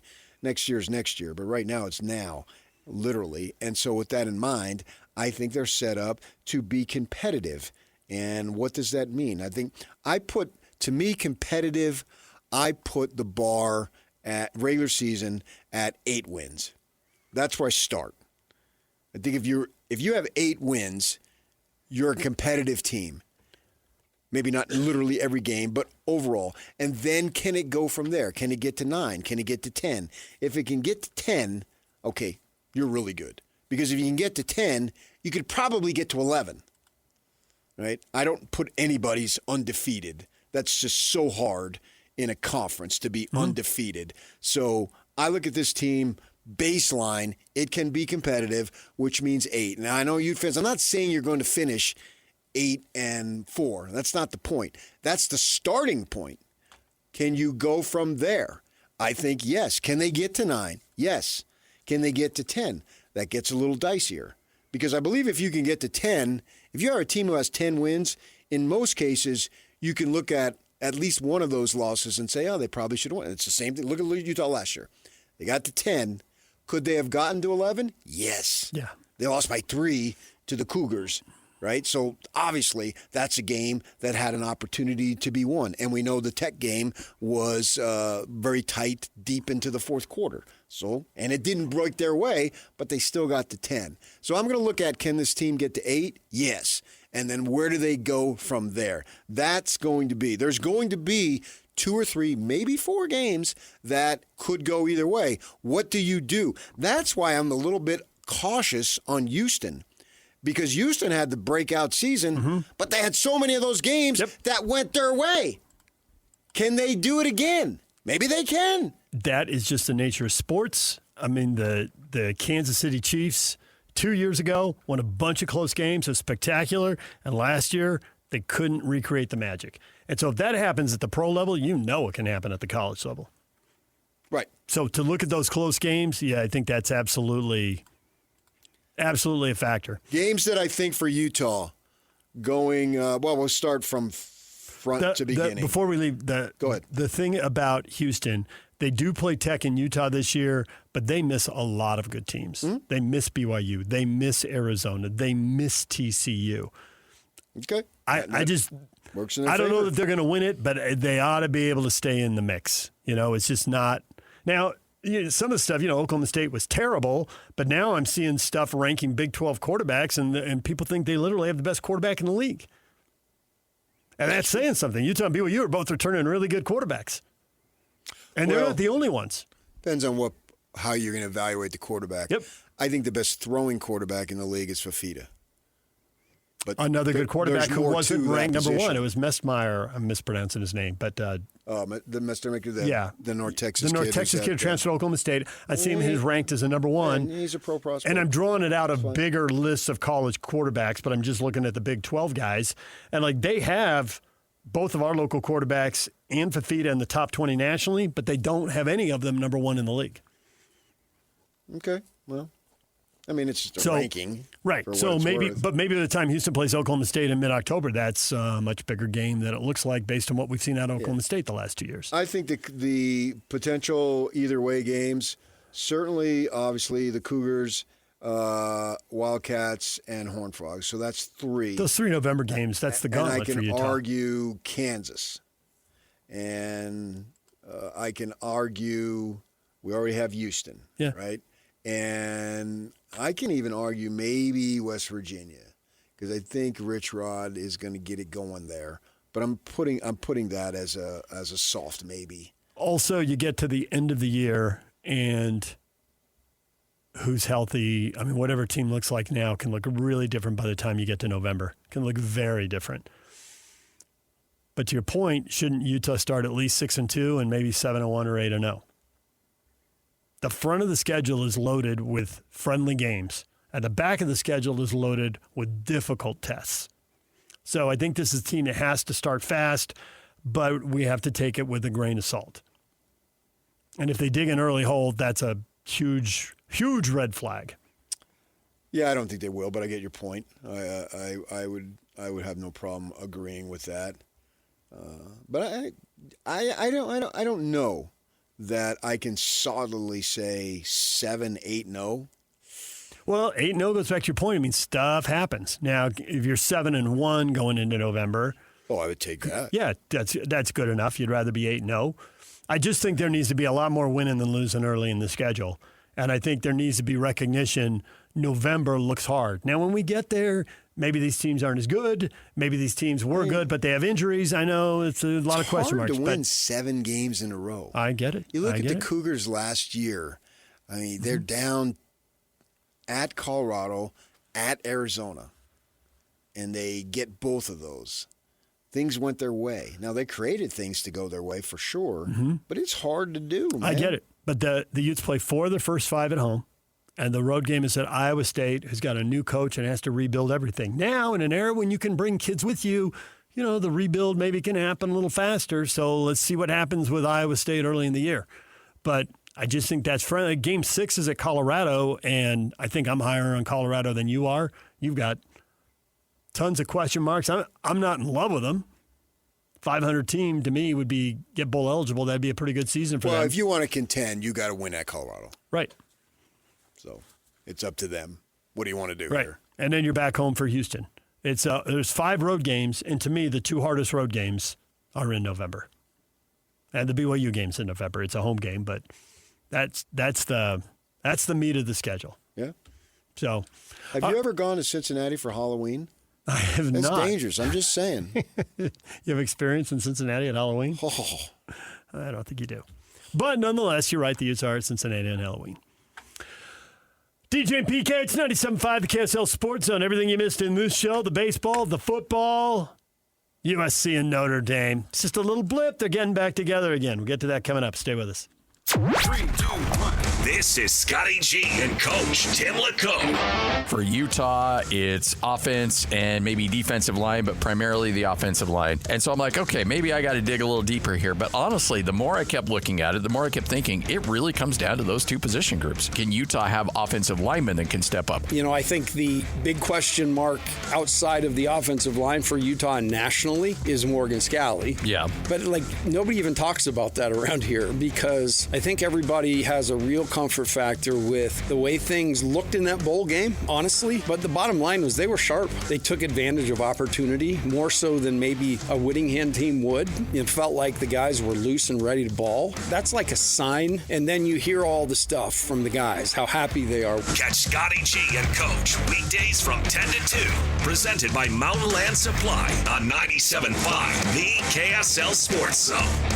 Best thing that's ever happened to you financially. Go. Easy. Sold my car on Carvana. Amazing offer. Really?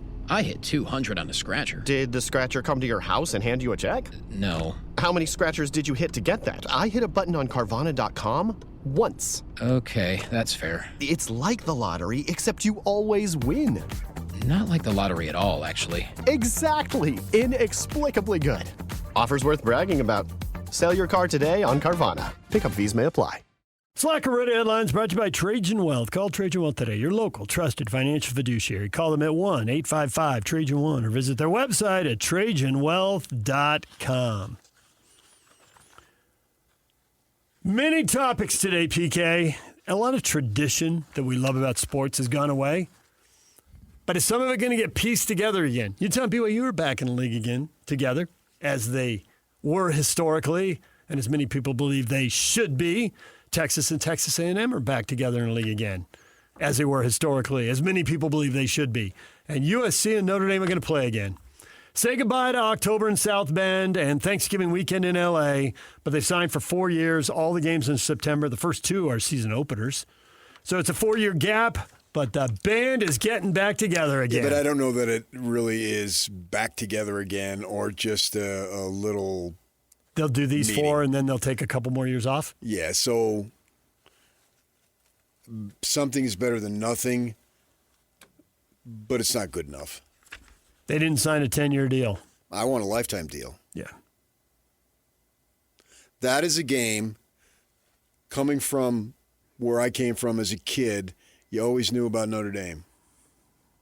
I'm telling you, back there, at least in my world, it was Notre Dame and Penn State, and that was it. And Notre Dame, because of Notre Dame. It was the NFL, the NFL, the NFL. Because his name ended in a vowel. And so he was one of us. And I knew of SC all the time. Notre Dame, SC. I can remember, I have this memory. Back there, they would play Thanksgiving morning games. Mm-hmm.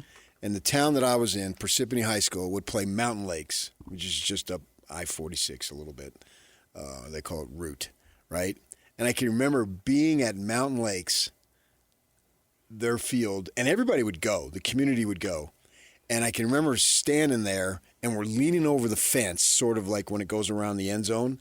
And there's a guy there from our town, and talking about start getting trash talking about football, and he says, "Oh yeah, college football, yeah. Look at the number 1 team in the country. They're out there wearing shorts right now." And he's talking about SC, and I look. Wait a second. I'm bundled up, and there's a team in our country that's really good, and they're wearing shorts at the games? Yeah. Where? I got to find this out. I'm like 12 years old. I got to find this out, man. I got to see what is this about. And he says, yeah, it's University of Southern California. They'll play in a Rose Bowl in a month or so. And I turn it on, and there they are. And from that time on, I thought, I've never been there, but I love that place. I got to get there. I worked there, and I got there, and it was true. Well, until last year, they'd played 95 times. The only times they'd taken a break were 3 years during World War II, right, and then the 2020 COVID year, which we understand. They had never broken, and they shouldn't. Yeah. This is almost sacred, and you take it away. Yep. That bites. Well, by the time it's time to extend this deal, because it's so far out in the last 4 years, there'll probably be a new AD, a new president, a new coach deciding whether it should be But I know continued. There's no guarantee that it will be. You just signed a 4-year deal is the way I look at it. Yep. Yeah. That's it. That's all you did. Often, I have heard newspaper reporters or former newspaper reporters like yourself complain about the impact of the TV networks on sports in general, but college sports in particular. And this might be one case to offset the 10 cases where there were more negatives, where there's more positives, because whether you're ESPN or you're Fox or you're NBC or CBS, or when the streamers take over inevitably, Apple or whatever, it's like, people want to see that game. Play that game. We will pay you to play that game. And so much of this is transactional and money driven. And for a lot of the reasons you listed, and probably a bunch more reasons you haven't listed yet, people want to see that game played. Yeah, the Bush push at the goal line. Oh, yeah. When I was a kid, I watched whatever my dad watched and rooted for whatever my dad rooted for, and he was way into USC and Notre Dame. Because we went up opposite, yeah. Which is what my kid did with me. He went opposite of me, so I don't know. I don't know why I fell in the line, but I did. And so USC Notre Dame, big deal. And I am probably 10 years old and maybe 11. And so I'm into it now. He's watched it a few times. So it's on. It's USC Notre Dame, and they're playing it, I don't know, late afternoon or whatever. And the game starts, and Notre Dame takes the lead. And I can't remember if it was a fire, a lightning strike, whatever. The TV station went off the air. It was gone. The game was gone. Early second quarter. We couldn't watch it. And then we find out in the news that night that even though USC was down 24-6, they rallied and won 55-24. Why didn't you just look at your phone? Because in that era, PK. Oh. And it turned out they'd called another station in town and said, here, put the game on. And they did. Some independent station carried the rest of the game, and we didn't know it. Why don't you just flick the remote? It's a legendary. Anthony Davis, I think, scored 6 touchdowns, ran a kickoff back. Yeah. We missed it. Legendary game. And you're right, Bush push. Legendary game. Sometime in the late 80s, they met. I think it was a battle of unbeatens. And I think Notre Dame won. I was there. Legendary game. I think in the fine print in the Save College Sports Act, yep, they must play every year. That'd be awesome. Put it in. Yeah. Well, there is a parameter. 50 rivalries that must be played. So could they designate that one of them? Oh, yeah. It's like you can't tear down Wrigley. Fact. Is it a national historic landmark? They tore down Yankee Stadium. That was sad. But you can't. Not Wrigley, not Fenway. You can't. Not Wrigley and Fenway. You can't. They have to be saved. You cannot. Yeah. Rose Bowl. MSG. There's a few places have to be saved. We took the tour of Wrigley because we got there so early. Mm-hmm. And the lady, this is the second oldest stadium. Do you know what the third oldest is? Yeah, Dodger Stadium. She looked at me. You ruined my whole spiel. And the Angels have to be right up there. Is it fourth? That one's old. I mean, most of the stuff is built in the 60s is Angels gone. is fourth or fifth, I think. Yeah. It was built in 1960, I think, straight up. I took a picture of Wrigley because we went on the whole tour, so we're doing the whole thing. So we're up there in the top overlooking home plate, and I took a picture and I put it on Twitter, and I said sacred. And one of the responses was, "Oh yeah, always fun to go to the B Stadium." And another guy, "The B Stadium? That's Wrigley." Which it is always fun to go to the B Stadium. They got a beautiful stadium out there. I've been there. I've watched games. And it is very nice. But Wrigley's Wrigley. My wife was telling people the other day, "Oh, we went to Wrigley Stadium." I said, "No, we didn't." I said, "We went to Wrigley Field." Now, I told her later, I said, "Did you say the Wrigley Stadium? Because if you put the in, I can live with it. But if you didn't, I can't live with it." There's some things you don't mess with. There was a knockoff of that built in Los Angeles, which has since been torn down, but they, in the Pacific Coast League days, they played there. I've seen photos of it. Would have loved to go, but before my time. Yeah, and they called Wrigley, you know what they called them? No. PK. Really? Yeah. Nice. His first name was Philip, and then I don't know. Whatever his middle initial was. But he was known as PK. Oh, there you go. All right, USC and Notre Dame, they will play again week 1 of 2030, and the Notre Dame-Indiana series is canceled because nobody wants that many big games. In the case of Indiana, they want none. They have 0 Power 4 opponents out of conference on their future schedule. That's pathetic. Which is like 18 games over 6 or 7 years, and they got nothing. Dogs. I know, right?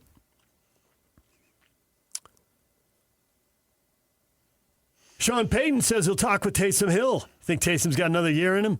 Into the league at 27, now 36. But back to the David Locke theory, it's not how many years you play, but how many minutes you play in the NBA. And the NFL, is it how many hits you take? How many collisions have you had? Think Taysom still got something in the tank? Sure, but it doesn't matter. It's all gravy at this point. Yep, it really is. He's lasted so long. Undrafted kid.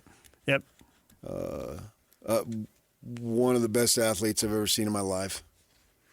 To be that big. He's a freaking locomotive. There's no way he should be that big and that fast and play that many different positions. Being in the stadium when he hurdles the Longhorn kid, it's a lifetime memory. Yeah. Watching Taysom run is one of the joys of being a sports fan. He's Bo Jackson, basically. That big, that fast. Shouldn't happen. Right. Bo should have never been able to play 2 sports at that level. Locomotive. Taysom should have never been able to play quarterback and running back and tight end. I wonder why he didn't play 2 or 3 sports. He probably could have. And slot receiver and special teams guy. Yes. He probably could have played baseball if he wanted.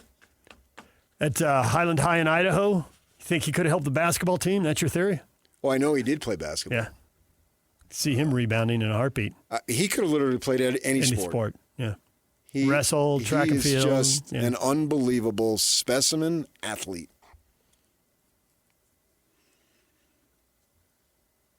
And he had one of the greatest lines ever. Going into, it was Kalani's first game, so we're down there at the Cardinal Stadium in Glendale, Arizona, and people were talking about how he's 26 years old. And they had that little kid, Jake somebody, Yak, you'd probably remember his name, who looked like he was 14 years old. They bring him on, he kicks the game-winning field goal, right? Jake Oldroyd. Yeah. To make. I asked him after the game, "How old are you?" And Taysom gets up there at the podium, and he says, "Oh, man, that was close." He says, "At my age, I'm getting too old for this type of game." That was a great line because he'd just taken crap about being 26 leading up to that game, and I thought it was a funny line that I laughed. I don't know that it got its due. Baseball trade deadline, a flurry of deals. None of them as big as Scobel to the Dodgers, but there are a lot of teams out there trying to help themselves.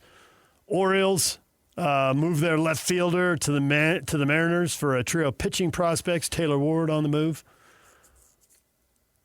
Padres had a couple of pitchers. Casey Mize from the Tigers, Robbie Ray from the Giants. And the Phillies had a second baseman, and then as you point out, that means that they moved the second baseman to third, the third baseman to first, the first baseman to right. Look at you, Bryce Harper.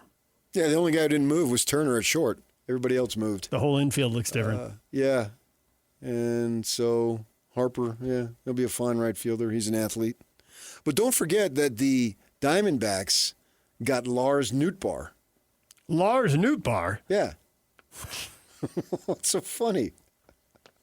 You just want to say Lars Nootbaar. Do you know who he played for? No. The Cardinals.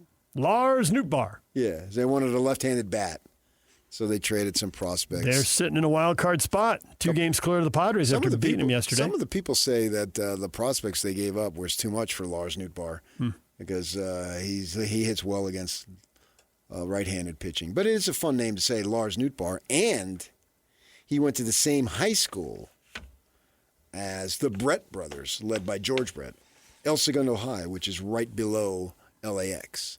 And it was a baseball power when I was there. Scott McGregor, pitcher, 2 or 3 other guys who actually made the big leagues. The guy coached there, John Stevenson. He was a legendary high school baseball coach for like 30 years. And so, yes, Lars Nootbaar is coming to the Diamondbacks. We had Kurt Schmid, Real Salt Lake Chief Soccer Officer, on earlier in the show talking about RSL and Tigres tonight. He says there's no comparison, Tigres and anybody else in MLS. You can listen to that interview wherever you get your podcasts and listen to Josh Furlong covering the Utes, the opening day practice yesterday. We were up there. He was up there. We talked about the Utes at length with him. Get them wherever you get your podcasts. Go to the KSL Sports app, KSLSports.com. Check out YouTube or anywhere else you get your podcasts. Well, now with, there was a little merger. Most people, the public didn't even really know about it. KSL Sports and KSL. So now it's just KSL Sports and at KSL.com. And but now, at every single practice and event, we will have minimum of 2 people. All right. So we'll have Bartle there, and we'll have Josh there. Goes back to your newspaper days. You always had multiple. I can remember seeing like 5 people. So you get more sidebars. You get a game story. You get sidebars. You get columns. At games, yeah. Right. But at practice. Yeah. So you'll have the written and video, audio, all that stuff. Got to meet the audience where they are these days. It literally now is as comprehensive, and I actually think it's more comprehensive than any other medium that we have in the market. TV, radio, web, digital, social, all blending together, and it's happening right before our eyes. Right, and then once you include me, it makes it as big as it could possibly be. There it is. Yeah. Which is why 3 of the 4 interviews there with the players yesterday were very big. Yeah, big time. All right, DJ and PK. When we come back, your feedback next. Stay with us. DJ and PK, it's 97.5, the KSL Sports Zone. What do you have to say about today's show? USA Today baseball writer Bob Nightengale says Salt Lake City is a lock to get in a Major League Baseball expansion team. How sweet is that? The question of the day. Reed, it's wonderful. You can just feel Reed just basking in the glow. It will be wonderful. Yeah, I agree. Dan, they need to bleep or get off the pod. I'm tired of talking about it. Get it done already. We need the Salt Lake/Utah Trappers playing baseball. Heart emoji. Baseball emoji. Heart emoji. Well, I think that you're on the MLB timetable, so you have to wait. Yep. They've given us their timetable, and we just have to be patient. But if Nightengale's saying it's a lock, that's pretty awesome. I don't know what more you want. There's no more wiggle room. Right. That is about as good as it gets. You got to get through whatever they do with the labor stuff and get a new collective bargaining agreement in 27, whatever all portion, little lot, none of that season happens. And they've got to finish that Tampa Bay stadium deal, which I thought was done, but now seems to be falling apart again. That was interesting that Bob Nightengale said, we'll just move to Orlando and get on with it. Well, fine with me. I don't care. Tampa Bay and Orlando are about 2 hours apart and growing together. Whoa, so whoa. I get it. Wait, but I don't, wait. No, I don't like it. Yeah, I don't out. like it. You get it? I get it, but I don't like it. So do you get the Chargers moving? Same thing. I get it, but I don't like it. Oh, bull crap. No chance. Bull crap. You don't get it at all. I do get it. He you moved for money. hypocrite. You two-faced. Get out. He moved for money. The question will be, who moves for less money? The question, guy like me. The question will be, do they offer the same stadium terms in Orlando and get it done that they're offering in Tampa, or do they try to tilt the playing field because they offer 1/3 in one place You can't tilt and the 3 playing times in field the other? so balls hit the gap and all of a sudden it rolls back to short? How do you tilt the playing field? That's dangerous. And I don't care what they do. They can move it to Orlando. They can move it to Timbuktu. Get it done so that they can expand to Utah. That's what I care about. There you go. Now you're talking. Now back to me. All right, DJ and PK, there you go. That's what we've been talking about. That's your feedback. When we come back, we'll be gone because it is time to move aside. Scotty G and Tim Lacombe taking over 97.5, the KSL Sports Zone.